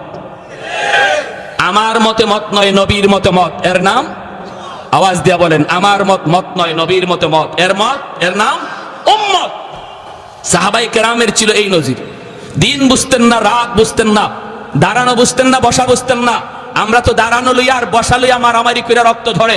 সাহাবায়ে কেরাম দাঁড়ানো বসানো বুঝতেন না, একটাই শুধু বুঝতেন আমার গোটা জিন্দেগিটা কিভাবে নবীর নমুনা হয়ে যায়। আমার নামাজের কিবলা হবে খানায় কাবা, জীবনের কিবলা কিভাবে হয় মুহাম্মদুর রাসূলুল্লাহ। এই ছিল সাহাবায়ে কেরামের টার্গেট, আর তারা তাই করেছেন। নামাজের কিবলা বানাইছেন খানায় কাবা, গোটা জীবনের কিবলা বানাইছেন মুহাম্মদুর রাসূলুল্লাহ সাল্লাল্লাহু আলাইহি ওয়াসাল্লাম। হাঁটা আমার নবীর মতো, বসা আমার নবীর মতো, হাসি আমার নবীর মতো, ঘুম আমার নবীর মতো, প্রতিটা কাজ নবীর মতো। এজন্যই নবী বলেছেন আসহাবিকান নুজুম বিআইয়িহিম ইকতাদাইতুম ইহতাদাইতুম। আমার একজন সাহাবীর অনুসরণ করো, হেদায়েত পেয়ে যাবা। জোরে করে সুবহানাল্লাহ। কোন আওয়াজ নাই। বাথরুম বানাইলেন প্রয়োজনের তুলনায় কম, আর চুলা বানাইলেন প্রয়োজনের তুলনায় ডাবল বেশি। আবু সুফিয়ান মক্কার লিডার, খবর পেয়ে গেছে তারা মুহাম্মদুর রাসূলুল্লাহ বেশ সাহাবী লইয়া আসতেন মক্কা দখল করার জন্য, কিন্তু রাত অবস্থান করতেছেন তারা মক্কার পাশেই পাহাড়ের সমতল জায়গায়। সকালে আক্রমণ হবে মক্কা। আবু সুফিয়ান লিডার পাঠাইছে একজন রে, গুপ্তচর সিআইডি পাঠাইছে, যা দেখা মুহাম্মদের সাথে কি পরিমাণ লোক আসছে, কি পরিমাণ লোক আসছে। এ আসছে আয়েশা পাহাড়ের উপর থেকে তাকাইছে, যে টাইমে সে আসছে এই টাইমটাতে সাহাবায়ে কেরাম নিজেদের খানা পাকানোর জন্য চুলায় আগুন জ্বালাইছেন। এ পাহাড়ের উপর থেকে ময়দানে তাকায় দেখে কের মানুষ গণবো, পুরা ময়দান খালি চুলা আর চুলা। আমারে পাঠাইলো মানুষ গণতে, আমি দি চুলা গই নাই কলকো পুল পাই না, মানুষ গণবো কখন? কারণ চুলা প্রয়োজনের তুলনায় কম না ডাবল বেশি? গোটা ময়দান জুড়ে যদি চুলা আর চুলা হয়, এক একজনের জন্য এক চুলা কেউ বানায় না, 5 জন 10 জনের খানা এক পাকানোর জন্য একটা চুলা বানায়। সে বলতেছে রাম রাম রাম রাম, এ কোন কাম? মানুষ গণ্য কখন? পিছনে বেগ গিয়ার। আবু সুফিয়ান দেখা লিডার, খবর বড় জটিল, খারাপ। কই কি খারাপ? কয় মোহাম্মদ যে কি পরিমাণ লোক লই আইছে এর হিসাব নাই। কয় মানে তুই গণলি না? আরে রাখো, মানুষ গণ্য, আমি তো চুলাই গই না, কুল পাই নাই। যে পরিমাণ চুলা দেখছি ময়দানে, মানুষ গণ্য কখন? কেউ চুলা গইনা শেষ করতে পারবে না। কত তোর আন্দাজ কেমন? একটু ধারণা দে না আমারে। আরে মারামারি করবো তো পরে, আগে তো ধারণা নিতে হবে। হ্যাঁ কয় নিচে 70,000 হবে, অথচ নবীর সাথে আসছে মাত্র 10,000। নবীজির সাথে সাহাবী কয় হাজার? ও না হইলো 60-70,000 হবে। আবু সুফিয়ান কয় রাম রাম রাম রাম, এই এত লোকের সাথে কিভাবে যুদ্ধ করব? কত ঠিক আছে, বুঝা পরামর্শ করা দরকার। শেষ সাথে পাঠাইছে আরেকটারে, কয় আগ্রাতের সিআইডির খবর সত্য না মিথ্যা তুই একটু যাচাই করে আয়। এ যে টাইমে আসছে, এই টাইমে মুজাহিদরা ঘুম থেকে উঠতে বাথরুমের সামনে লাইন ধরছে। বাথরুম প্রয়োজনের তুলনায় বেশি না কম? তাহলে লাইন শুট হইব না বড় হইব? বুঝছেন অবস্থাটা? এ পাহাড়ের উপর থেকে তাকাইছে মানুষগণ, তো মানুষগণ কি বাথরুমের সামনে যা দাঁড়ায় আছে এই লাইনে গইনা কুল পায় না। এখন কয় হাই হাই হাই হাই, সব তো আর বাথরুমে আসে নাই, কিছু মানুষের বাথরুম ধরছে, বাকিরা তো তাবুতে। যে পরিমাণ লাইনে দাঁড়াইছে, এটা গণমু কখন আর হিসাব লইমু কখন? হেওয়া পিছনে ব্যাগ গিয়া কো উস্তাদ মারামারি করলে আপনি করেন, আমি গেলাম। আমি নাই।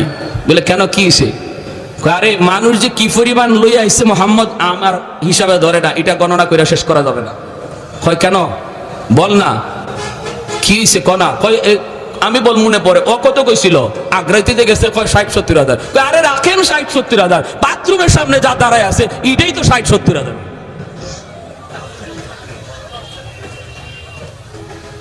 আবু সুফিয়ান কয় যে ভাই ফারো বাগো, আমিও গেলাম। যে ভাই ফারো বাগো, আমিও পথ দেখি। বেচারা পথ দেখা লাগছে না, তাই নিজে মুসলমানই হয়ে গেছে। এটাও আল্লাহর নবীর দোয়া। কারণ আবু সুফিয়ানের মেয়ে উম্মে হাবিবা রাদিয়াল্লাহু তাআলা আনহা, নবীজির একজন পবিত্র বিবি, তিনি আল্লাহর নবীকে নিয়ে দোয়া করছিলেন, নবী গো আমি একটু হাত উঠাই, আমি একটা মুনাজাত করি, আপনি আমার সাথে শুধু আমিন কইেন। নবী কয় আচ্ছা ঠিক আছে, মুনাজাত করো।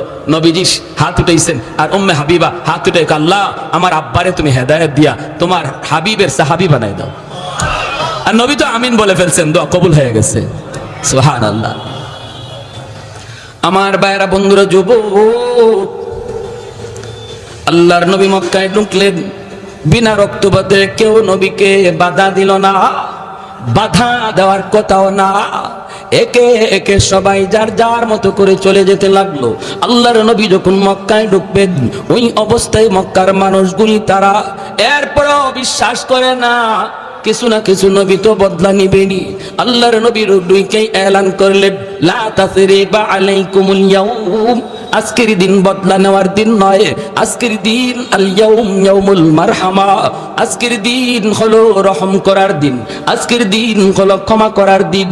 নবী বলেন আমি মক্কার সবগুলি মানুষকে ক্ষমা করে দিলাম, যারা আমার উপরে নির্যাতন করেছে, আমার সাহাবীদের উপরেও নির্যাতন করেছে, সবাইকে সাধারণ ক্ষমা করে দিলাম। আল্লাহর নবী যখন সাধারণ ক্ষমা করে দিলেন, সাহাবায়ে কেরাম এসে বলেন, নবী গো, ওগো নবীজি, সবকে আপনি মাফ করে দিলেন, কেমন করে গো নবী? আপনি কি আম্মার ইবনে ইয়াসিরের নির্যাতনের কাহিনী ভুলে গেছেন? আপনি কি বেলাল হাবশির নির্যাতনের কাহিনী ভুলে গেছেন? আপনি কি খাব্বাবের নির্যাতনের কাহিনী ভুলে গেলেন? আপনি কি আবু বকর সিদ্দিকের নির্যাতনের কাহিনী ভুলে গেলেন? আল্লাহর নবী রহমতের নবী বলেন, সাহাবীরা রে, আমি বলি নাই, আমি কারো নির্যাতনের কথা বলি নাই। তোমরা কি আমি নবীর নির্যাতনের কথা ভুলে গিয়েছো? আমার উপর মক্কায় যে নির্যাতন হয়েছে, এটা কি তোমরা ভুলে গিয়েছো? সাহাবীরা কই না গো নবী, আমরাও ভুলি নাই, আমরাও ভুলি নাই। নবী বলেন, এই মক্কার জমিনে আমি নবী এতিম, ওই অবস্থায় আমি দাওয়াতের কাজ শুরু করেছি। কত নির্যাতন, কত মাথায় আঘাত, রক্ত ঝরলো।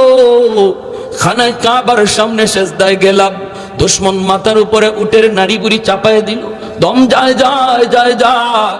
আমার মেয়ে ফাতেমা দৌড় দিয়ে আইসা উটের নারী বুড়ি ধাক্কা দিয়ে ফেলায়।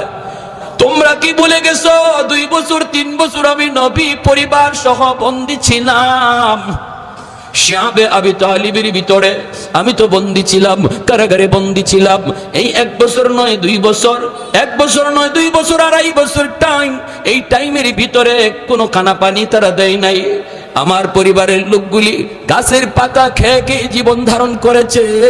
মহিলাদের বুকের স্তনের দুধ শুকিয়ে গেছে। বাচ্চাগুলির কান্না আমি নবীর কানে এখনো ভাসে। ক্ষুধার যন্ত্রণায় একদিন রাতের অন্ধকারে আমার পায়ের নিচে কি পড়লো, একটু নরম নরম মনে হয়েছে। আমি খাবার মনে করে খেয়ে ফেলেছি। আমি নবী আজও জানি না ওই দিন আমি কি খেয়েছিলাম। এত নির্যাতন, এত বিপদ, এত মুসিবত, তোমরা কি আমার সেই কাহিনীগুলি ভুলে গেছো? সাহাবায়ে কেরাম চোখের পানি মুছে আর কই না না না গো নবী, ভুলি নাই। আল্লাহ নবী বলেন আমি আমার নির্যাতনের সব কথা ভুলে গিয়া যদি মক্কার মানুষকে মাফ করে দিলাম, তোমরা কেন মাফ করতে পারবা না? সাহাবীরা মনে রাখো বদলা নেওয়ার জন্য মক্কা দখল করি নাই, আল্লাহর নাম উচ্চারণ করার জন্য, কালেমার পতাকা উত্তোলন করার জন্য মক্কা দখলে নিয়েছি। যেই মানুষগুলা তোমাদের বাড়িগুলি দখল করে রেখেছে, ওই বাড়ির মালিক সে নয়, সে হলো দখলদার।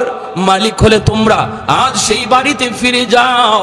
যায়া বাড়ি দখলে নেওয়ার জন্য নয়, যায়া বলবা ভাইরে তুমি এতদিন পর্যন্ত আমার বাড়ির দখলদার ছিলাম, মালিক ছিলাম না, আমি ছিলাম মদিনায় যাওয়ার কারণে আমার বাড়ি তুমি দখল করে নিয়েছো। আজ আমি তোমাকে মালিকানা সহ বুঝা দিলাম। রুহামাউ বাইনাহুম, আমার নবী রহমতের নবী কি পরিমাণ দরদ। আল্লাহ নবী রহমতের নবী সবাইকে ক্ষমা করে দিলেন, সবাইকে ক্ষমা করে দিলেন। এরপর মক্কার মানুষজন বিশ্বাস করে না, কয় কিছু না কিছু বদলা তো নিবি, কিছু না কিছু বদলা তো নিবি। যেই পরিমাণ নির্যাতন মক্কার মানুষে করছে, বদলা আবার নেয় না কেমনে? আল্লাহর নবী হঠাৎ করে দেখেন মানুষগুলি বিশ্বাস না কইরা ঘরের মাল সামানা মাথায় লইয়া লইয়া তারা পাহাড়ের দিকে চলে যায়। নবীজি তাকায় তাকায় দেখেন মানুষগুলি নবীকে চিনে না, আমার নবী কি চিনে না। ওই অবস্থায় নবীজি হাঁটেন আর দেখেন একজন বৃদ্ধা মহিলা মাথার মধ্যে ভারী একটা বোঝা নিয়ে যায়, কষ্ট হয়ে যেতে পারে না। রহমতের নবী কাছে যায় ডাক দিয়ে বলতেছেন মা গো কই যাও? মহিলায় কয় বাবা তুমি শুনো নাই? বলে কি? কয় মক্কা মুহাম্মদ দখল করে নিয়েছে, এই মক্কা মুহাম্মদ দখল করে নিয়েছে, তুমি বুঝি শোনো নাই? আল্লাহর নবী বলেন মা গো শুনেছি, এও তো শুনেছি মুহাম্মদ তোমাদের কি ক্ষমা করে দিয়েছে। মহিলায় কই না রে বাবা তুমি মুহাম্মদ রে চিনো না, মুহাম্মদ রক্তপাত পছন্দ করে, খুব গরম মানুষ, মুহাম্মদ মারামারি কাটাকাটি বেশি পছন্দ করে, এজন্য বদলা নিবে, তাড়াতাড়ি জান বাঁচাও। আল্লাহ নবী তখনও নিজের পরিচয় নবী দেন না, পরিচয় না দিয়া নবী বলতেছেন মা গো বোঝাটা অনেক ভারী, তুমি বৃদ্ধা মানুষ নিতে কষ্ট হয়, আমি জোয়ান মানুষ, আমার মাথায় তুমি বোঝাটা উঠায় দাও, যেখানে যেতে চাইবা আমি তোমাকে সেখানে পৌঁছায় দেব। একটু জোরে কোন সুবহানাল্লাহ। कौनैन मुख्तार खुदा तुमको बनाया, कौनैन मुख्तार खुदा तुमको बनाया, उम्मत का निगाहबान खुदा तुमको बनाया, उम्मत का निगाहबान खुदा तुमको बनाया।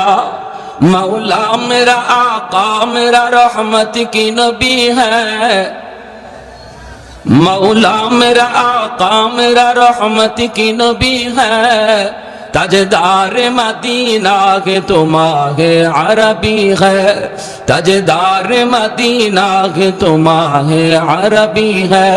अशजार ने देते हैं नबूवत के शहादत, तशकीक कमर में है तो अंगुल की इशारात, तशकीक कमर में है तो अंगुल की इशारात। একটু জোরে বলি আল্লাহু আকবার। মুসলমানের আওয়াজে বলি আল্লাহু আকবার। আল্লাহর নবী মহিলাকে যেই মাত্র এই কথাটা বললেন, মহিলাই কয় বাবা তাহলে তো বড় উপকার হতো। নবীজির মাথায় বোঝাটা চাপায় দেওয়া হলো। আমার নবী আপনার নবী মাথায় বোঝাটা লইয়া নবীজি পাহাড়ের দিকে যাইতে শুরু করলেন। ওই অবস্থায় নবীজির চোখ থেকে দর দর করে পানি পড়ে। নবীজি কান্দেন আর বলেন মালিক আমি তো সবাইকে ক্ষমা করে দিয়েছি গো, কেন তারা কথাটা বিশ্বাস করলো না? ও মালিক তুমি আমাকে এজন্য হাসরের মাঠে কোনো পাকড়াও কইরো না। দেখো না মালিক আমি তো তাদেরকে আরো সহযোগিতা করতেছি। নবীজি যান, আমার নবীর চোখ থেকে দর দর করে পানি পড়ে। পাহাড়ের কাছাকাছি যাইতেই মহিলায় কয় বাবা যুবক এই জায়গায় বোঝাটা তুমি নামায়া দাও। আল্লাহর নবী বোঝাটা এখানে নামায়া দিলেন। নবীজি চলে আসবেন, কথা নাই বার্তা নাই। নবীজির চোখের পানিটা মুইছে তিনি চলে আসবেন। এমনি মহিলা ডাক দিয়া কয় রে যুবক এই দিকে যাবা না ওই দিকে যাও। আল্লাহর নবী বলেন মা গো ওই দিকে গেলে পরে কি হবে আর ওদিকে গেলে কি হবে? কয় বাবা ওই দিকে যদি যাও মুহাম্মদের সামনে পড়ার ভয়, মুহাম্মদের সামনে পড়ার ভয় আছে রে বাবা, এই দিকে তুমি যাও না। তোমার মতো যুবক আল্লাহর জমিনে আরেকজন আমার নজরে পড়ে নাই। বাবা তুমি এত ভালো, বাবা মুহাম্মদের সামনে পড়তে পারো, ওই দিকে যাও। এইবার নবীজি চোখের পানিটা বইসা কয় মা গো মুহাম্মদ সম্পর্কে তোমার ধারণা কেমন? কয় বাবা ধারণা তো ভালো না, মুহাম্মদ তো অনেক গরম মানুষ, খালি গরম কথা, খালি গরম কাজ, নরম বলতে কিছু নাই, শুধু রক্তপাত। নবী তখন বলেন মা গো মুহাম্মদ সম্পর্কে তোমার এমন ধারণা, এটা কি মুহাম্মদকে দেইখা তুমি নিছো নাকি কারো কথা শুই না এমনটা মনে করতেছো? মহিলায় কই বাবা আমি জীবনে মুহাম্মদকে দেখি নাই, আবু জাহেলের কথা শুই না, উতবা সাহেবের কথা শুই না, এমনটা মনে করি। আল্লাহর নবী তখন চোখের পানিটা মুছে আর কই মা গো আর মানুষের কথা শুই না, মুহাম্মদকে চিনা লাগবে না, নিজের চোখে দেখে না। যেই যুবক তোমার বোঝা মাথায় নিয়ে এই পর্যন্ত আসলো আমি সেই মুহাম্মদ। মহিলার চোখ থেকে দর দর করে পানি পড়ে, চিৎকার দিয়া কয় মুহাম্মদ তুমি যদি মুহাম্মদ হও তাহলে এতদিন যা শুনেছি ভুল শুনেছি, এতদিন যা শুনেছি সব মিথ্যা শুনেছি। বাবা আবু জাহেল যা বলেছে মিথ্যা বলেছে, লিডারগুলি যা শুনাইছে মিথ্যা শুনাইছে। বাবা তোমার মতো এত নরম দিলের মানুষ আল্লাহর জমিনে হয় না রে। বাবা আমি আর দেরি করতে চাই না, তাড়াতাড়ি কালেমা পড়ে মুসলমান বানায় দাও। সেই নরম নবী গরম হয়েছেন, ওই নরম নবী তিনি আবার গরম হয়েছেন। কেমন গরম হয়েছেন? মদিনার মসজিদের মিম্বর মায়ের নবী দয়ার নবী বলেন কাব ইবনে আশরাফের কল্লা কাইটা আমি নবীর সামনে কে আনতে পারবা? মসজিদে নববীর মিম্বর থেকে নবী ঘোষণা দিলেন জ্যান্ত একজন মানুষের কল্লা কাইটা আমি নবীর সামনে হাজির করবা। কে আছো এমন বলুন তো? ওই সময় নবীজি নরম নাকি গরম? আরেকটু জোরে নরম নাকি গরম? চেহারাটা আমার নবীর লাল হয়ে গেল, আল্লাহর নবীর চেহারাটা একদম লাল হয়ে গেল। নবী বলেন ওই বেঈমানের ওই মুনাফিকের কল্লাকে এটা আমার সামনে কে আনবা? সাথে সাথে মুহাম্মদ ইবনে মাসলামা রাদিয়াল্লাহু তাআলা আনহু তিনি দাঁড়ায় গেলেন, ডাক দিয়ে বলতেছেন নবী গো আমাকে অনুমতি দেন গো নবী, আমি দুশমনের কল্লাটা কাইটা আপনার সামনে হাজির করব। নবী বললেন যাও তোমাকে আমি অনুমতি দিলাম। মুহাম্মদ ইবনে মাসলামা রাদিয়াল্লাহু তাআলা আনহু দুইজন সঙ্গী নিয়ে রওনা দিলেন। ভাইরে তিনি কে? তিনি এমন একজন সাহাবী যেমন তার সাহস তেমন তার বুদ্ধি। হুদায়বিয়ার সন্ধির সময় একা 100 দুশমনকে গ্রেপ্তার করে বন্দী করে নবীর সামনে হাজির করেছিলেন। বলুন তো একজন মানুষ 100 মানুষকে বন্দী করা এটা শুধু শক্তির কাম নাকি বুদ্ধির বেশি কাম? হ্যাঁ কি পরিমাণ বুদ্ধি! দুইজন সাথী নিয়ে তিনি রওনা। ইহুদিদের লিডার কাব ইবনে আশরাফের কল্লা আনবেন কেন? কারণ নবী বলেন সে আমার আল্লাহকে গালি দেয়, আমি নবীকে গালি দেয়, আমি নবী আমার গালি সইতে পারবো। আল্লাহকে গালি দিলে আমি নবী সইতে পারি না। সে মুসলিম নারীদের নিয়ে ব্যঙ্গ করে। মুহাম্মাদুর রাসূলুল্লাহ আল্লাহকে গালি দিলে বন্ধু সয় না, আর বন্ধুকে গালি দিলে আল্লাহ সয় না, ঠিক কিনা? এর নাম হলো মহব্বত। এর নাম মহব্বতের মানুষকে কেউ যদি গালি দেয়, সত্যিকারের আশিক রাসূল সেটা সইতে পারে না। যে বলবে আমার নবীকে আমি মহব্বত করি, ভালোবাসি, নবীকে গালি দিলে আশিক রাসূল ঘরে বসে থাকতে পারে না। সে অবশ্যই জবাব দিবে, রাজপথে নামবে, রক্ত দেখলে রক্ত দিতে প্রস্তুত হবে। বাংলার জমিনে কি পরিমাণ সত্যিকারের আশিক রাসূল আছে প্রমাণ হয়েছে। আর যারা নবীর ইশক ভালোবাসা মুখে শুধু কয়, রাজপথে দেখা যায় না, জিলাপি পাইলে দেখা যায়, এরা সত্যিকারের আশিক নয়, মুখে আশিক, মূলত আস্থা একটা চিটা। স্কুল কলেজ ভার্সিটির ভিতরে আজকে প্রমাণ হয়েছে আশিক রাসূল আসেনি না, ঠিক কিনা? আল্লাহর নবী বলেন যাও। মুহাম্মদ ইবনে মাসলামা রাদিয়াল্লাহু তাআলা আনহু সঙ্গে দুইজন সাথে নিয়ে রওনা দিলেন, আর বলতেছেন দোস্তরা সর্বদা তোমরা সজাগ থাকবা, আমার চোখের দিকে তোমরা নজর রাখবা। মুখে সব কথা বলা যাবে না, চোখের ইশারায় কাম করা লাগবে। যখনই পজিশন আসবে আমার চোখের দিকে তোমরা তাকাইবা, চোখের ভাষা বোঝা লাগবে, চোখের ভাষা বুঝতে হবে, জবানের ভাষা চলবে না। ভাইরা বন্ধুরা, এই বইলে তিনি গেলেন কাব ইবনে আশরাফের বাড়ির সামনে, যাই তিনি ডাক দিলেন, নেতা, ও নেতা। নেতা ডাক্তার শোনা মাত্রই কাব ইবনে আশরাফ ভিতর থেকে কয়ে, দাঁড়াও, আসতেছি, একটু অপেক্ষা করো। কাব ইবনে আশরাফ নেতা ডাক শুই না একদম ফুলে গেছে, ফুটবল জবাই ফুলে। কারণ নেতা ডাক বড় মজা। এই নেতা ডাকের জন্য মানুষ লক্ষ লক্ষ টাকা খরচ করে, কোটি কোটি টাকা খরচ করতেও রাজি, তবুও নেতা ডাক শুনতে চায়, ঠিক কিনা? হ্যাঁ, মুহাম্মদ ইবনে মাসলামা রাদিয়াল্লাহু তাআলা আনহু তিনিও ভাবলেন কাউরে যদি সাইজ করা লাগে আগে তারে পাম দেওয়া লাগে। পাম দিলে যদি পাম লয় তাহলে তারে খেলতে মজা। যেই বলে পাম দিলে পাম লয়, এই বললেই লাতি দিতে মজা। যেই বলে পাম দিলে পাম লয় না, এই বললে কেউ লাতিও দেয় না।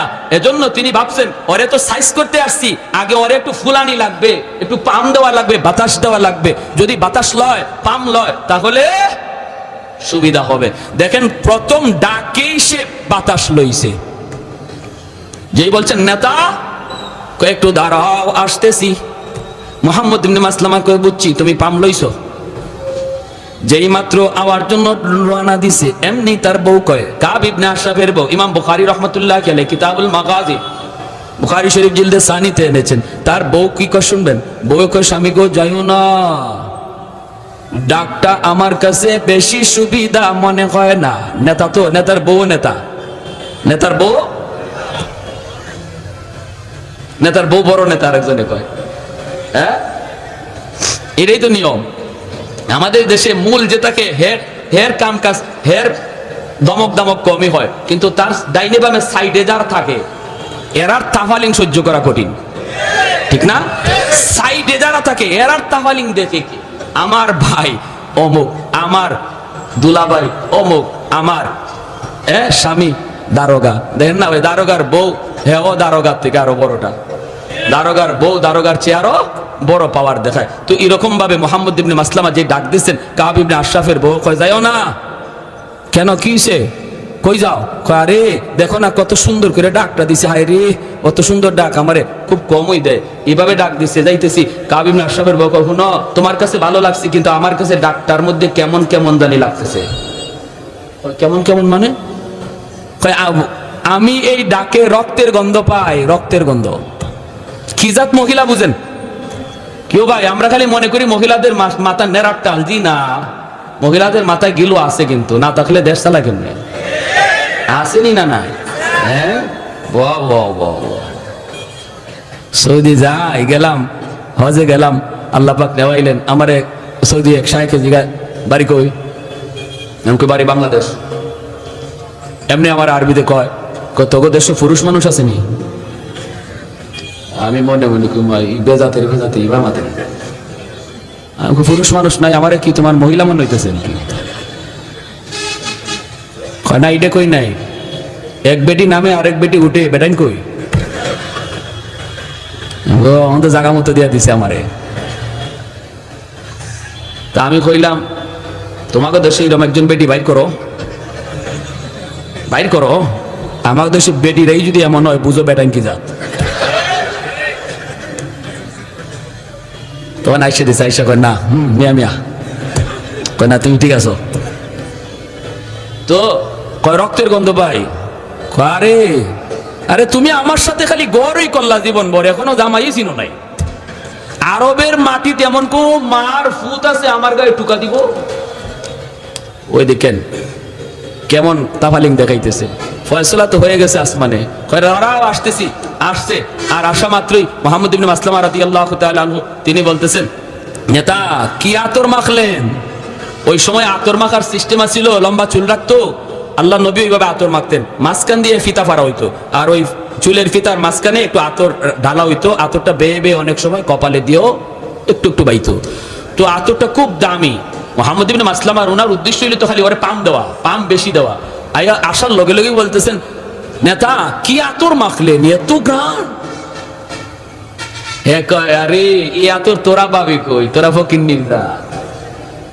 আরে আমরাই তো এই আতর মাখি, এটা আরবের সবচেয়ে দামি আতর। মুহাম্মদ ইবনে মাসলামা কয়, এবারও তুমি পাম লইছো, তোমারে তো আমি খেলবো, তোমারে নিয়া টার্গেট হইলো এটা। তো নেতা এই আতরটা কি আমি একটু শুনতে পারি আমার নাক দিয়া? কয় হ্যাঁ হ্যাঁ হ্যাঁ। কত মাথাটা একটু নোয়ান, ওই শুরু হয়েছে। মাথাটা একটু নোয়ান, আতরটা একটু শুনবো। কয় হ্যাঁ হ্যাঁ, এই যে নাও নাও। মাথাটা নয়া, মাথাটা আগায় দিছে। আর চুল তো লম্বা, চুলটা মাঝে আপনি ধরছেন দইরা আতর শুনবার নিয়ত করে টান দিয়ে কল্লাটা কাছে আনছেন। সাথের দুইজনের চোখ দেখুন, তোরা এখনো দেরি করস কে? দেখোস না বলির ফাটা হয়ে গেছে। টান কইরা ধরে রাখছেন, বলির ফাটা, আর দেরি করস কে? আর তো দেরি নেই, সাথে সাথে তলোয়ার বসায় দিয়েছেন। দেহ থেকে কল্লাটা আলাদা হয়ে গেছে। এই কল্লা চুলের মধ্যে ধইরেই আল্লাহর নবীর সামনে নিয়ে বলেন, ইয়া রাসূলুল্লাহ, নেন গো নবী। যার মাথা চেয়েছিলেন, নবী যে তখন ওই মাথা দেখে বলছেন, হাযা রাসু আদুবি ওয়া আদুবিল্লাহ, এটা মানুষের মাথা নয়, এটা আল্লাহ এবং তার রাসূলের দুশমনের মাথা। বলুন তাহলে ওই অবস্থায় নবীজি নরম না গরম? আরো জোরে, নরম না গরম? তাহলে ইসলাম খালি নরম হওয়া শিখায় না, জায়গা মতো গরম হওয়া শিখায়? হ্যাঁ, এজন্য আমার ভাইরা আল্লাহ পাক বলতেছেন, মুহাম্মাদুর রাসূলুল্লাহ ওয়াল্লাযীনা মাহু আশিদ্দাউ আলাল কুফফার রুহামাউ বাইনাহুম। আল্লাহ পাক বলেন, আমার বন্ধু এবং আমার বন্ধুর হাতে গড়া সাহাবায়ে কেরামের আদর্শ কেমন জাননি? এত নরম, এত নরম। তারা জায়গা মতো নরম, জায়গা মতো গরম, জায়গা মতো নরম, জায়গা মতো গরম। আবু বকর সিদ্দিক রাদিয়াল্লাহু তাআলা আনহু নরম সাহাবী, রুহামা বাইনাহুম আশিদ্দাউ আলাল কুফার। ওমরের মতো সাহাবী, গরম সাহাবী। আবু বকর নরম, জায়গা মতো গরম হইছেন, ঠিক না? একটা ঘটনা বলবো, মনোযোগ কার কার আছে হাত তুলে আল্লাহকে দেখান।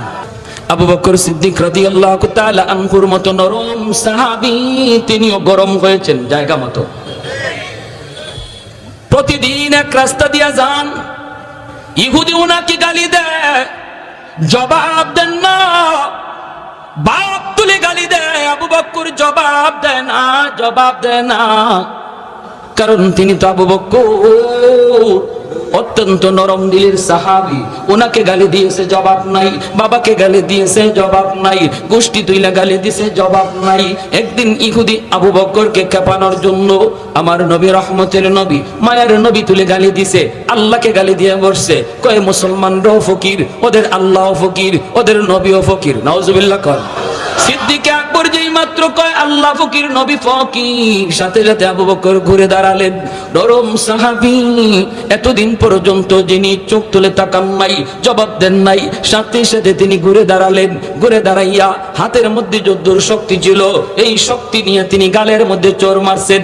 চটটা খেয়া গালটা একদম 5 আঙ্গুলের দাগ বসে গেছে, দপাস দিয়ে মাটিতে পড়ে গেছে, ওই পাশ দিয়ে পড়ে গেছে।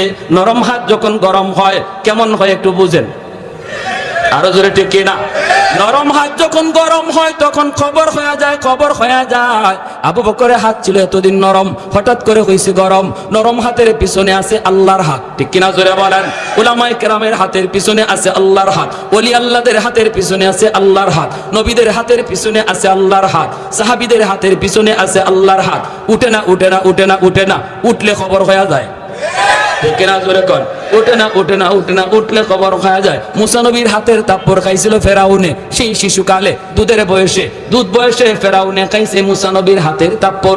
খাইয়েই ডাক দিছে আসিয়ারে, ও আসিয়া কই গেলা, তাড়াতাড়ি আও, খবর হয়ে গেছে। কি হইছে? কই আমার গালে চড় মারছে। কেডায় মারছে? কয় এই ছোট বাচ্চায়। আসিয়া বলে এটা তুমি কি কও? ছোট বাচ্চা হাত নাড়ানাড়ি করছে, তোমার গায়ে লাগছে, গালে লাগছে, তুমি কও চর। বাচ্চারা এমনি তো হাত নাড়ানাড়ি করে। ফেরাউনে কয় না গো আসিয়া, চরটা আমি খাইছি, আমি বুঝি। এটা বুঝা মারছে না না বুঝা মারছে আমি বুঝছি ভালো কইরা। ছোট মানুষের সন্না ঈশ্বরের মাঝে কি শক্তি আছিল এটা আমি টের পাইছি। তাহলে বুঝলেন নবীদের হাতের পিছনে আল্লাহর হাত। উঠে না, উঠে না, উঠলে খবর হয়ে যায়, ঠিক কিনা?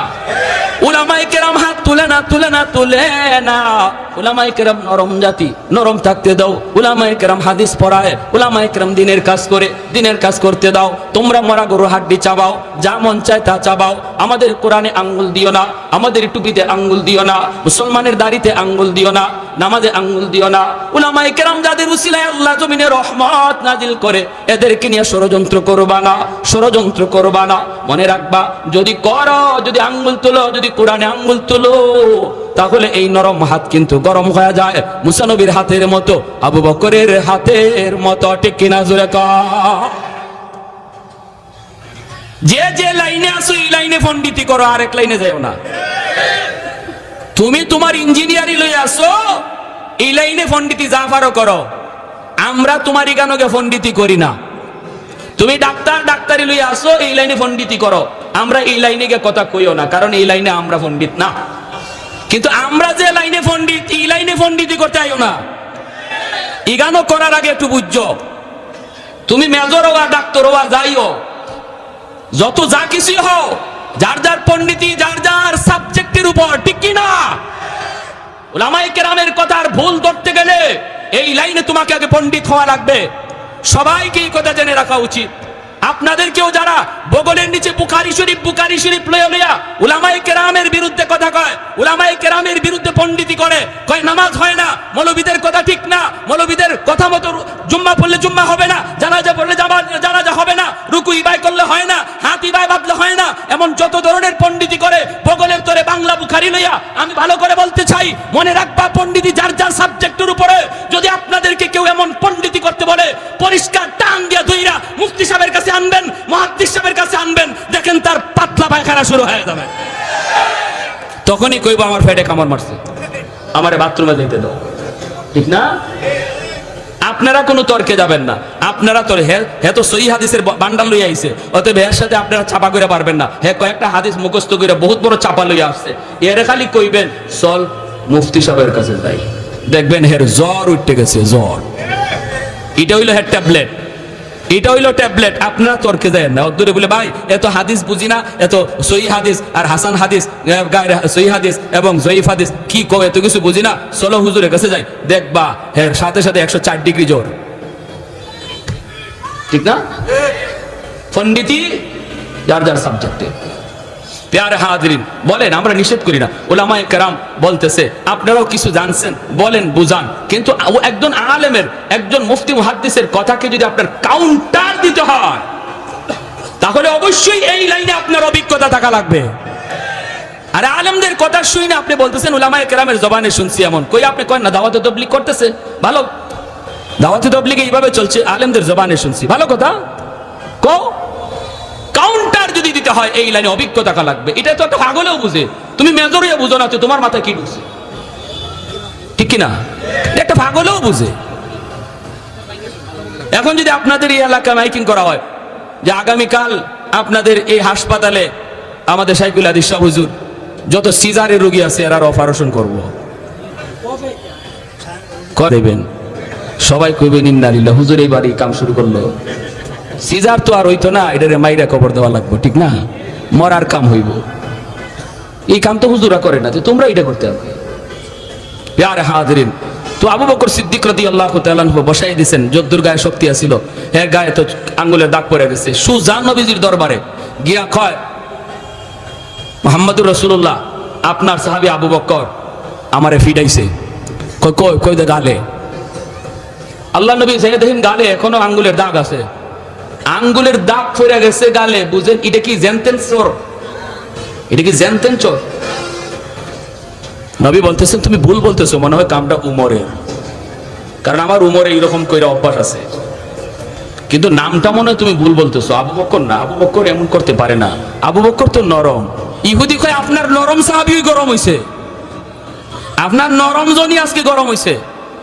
আল্লাহ নবী বলে কেন, আমার আবু বকর তো হঠাৎ করে গরম হওয়ার কথা না। কয় এমনি, দেখেন ডাকাইতে ডাকাইতে মিশা কথা কয়। কয় এমনি। নবী আবু বকরকে ডাক দিয়েছেন, ডাক দিয়ে বলতেছেন আবু বকর ঘটনা কি? ছোটটা তুমি মারছো। সিদ্দিক আকবর, তিনি তো সিদ্দিক। সিদ্দিক কাকে বলে? জীবনে যে মিথ্যা কথা বলে না, সিদ্দিক। ডাক দিয়া বলেন ইয়া রাসূলুল্লাহ, নবী গো আমারে গালি দিছে, বাপ তুলে গালি দিছে, সব গালি শুনতে পারছি, কিন্তু যখনই আল্লাহকে গালি দিছে, আপনারে গালি দিছে, তখন তো এটা আমার ইমানের সাবজেক্ট। ইমানদারের সামনে আল্লাহর গালি হবে, আল্লাহর রসুলকে নিয়ে ব্যঙ্গ হবে। আর ইমানদার যদি চুপচাপ চলে যায়, কারণ সে আমার ভাই, সে আমার বন্ধু, সে আমার নেতা, সে আমার দলের লোক, এই মনে কইরা যদি নীরব চলে যায়, নবী বলেন তার ঈমান নাই, ঈমান নাই। মাল ঈমান ইয়া রাসূলুল্লাহ? ইদা সাররাতকা হাসানাতুকা ওয়া ইদা সাআতকা সাইয়্যাতুকা ফা আনতা মুমিন। চলে যায় যদি, বোঝা গেল ঈমান নাই। কপালের ভিতরে নামাজে পড়তে পড়তে নামাজের কর পড়ে গেল, এরপরও নবী বলেন তার ঈমান নাই। ঠিক কিনা? ঠিক কিনা? আল্লাহর বিরুদ্ধে কথা শুনলো, ইসলামের বিরুদ্ধে কথা শুনলো, নবীর বিরুদ্ধে কথা শুনলো, এরপরে চলে যায়। কয় থাক, বলে ফেলছে, বলে ফেলুক। এই বইলা যদি কেউ চলে যায়, আল্লাহর নবী বলতেছেন আমি নবী গ্যারান্টি দিলাম, সার্টিফিকেট দিলাম, ওর ঈমান নাই, ঈমান নাই, ঈমান নাই, ঈমান নাই, ঈমান নাই। এজন্য ভাইরা বন্ধুরা, আবু বকর সিদ্দিক রাদিয়াল্লাহু তাআলা আনহু তিনি বলেন আমি মারছি গো নবী, যখনই আপনারে গালি দিছে, আল্লাহ তুলে গালি দিছে। আল্লাহর নবী বলে আবু বকর, মুহাম্মদুর রাসূলুল্লাহর আদালতে বিচার রে। আল বাইয়িনাতু আলাল মুদ্দাই ওয়াল ইয়ামিনু আলা মান আনকার। তুমি তোমার দাবির সপক্ষে তুমি দলিল পেশ করো, তোমার আল্লাহকে গালি দিছে, দলিল দাও, দলিল, নতুবা সে কসম করে কিন্তু বিচারের রায় পক্ষে নিয়ে নিবে। আবু বকর সিদ্দিক বলেন নবী গো, কেউ ছিল না গো নবী, ওখানে কেউ তো ছিল না, আমি আর সে শুধু ছিলাম, সাক্ষী দিবে কে? নবী বলেন তাহলে রেডি হয়ে যাও, তোমার গালে এইভাবে একটা চোর মারবে, এইভাবে চোর মারবে। সাথে সাথে আবু বকর চোখের পানি সেইরা আল্লাহর কাছে ডাক দিয়া কয় মালিক, কেউ দেখে নাই, কেউ শুনে নাই, কিন্তু আল্লাহ তুমি তো সব দেখছো, সব শুনছো। সাথে সাথে আল্লাহ জিব্রাইলে পাঠায় কয় বন্ধু, আবু বকরের পক্ষে আমি আল্লাহ সাক্ষী দিলাম।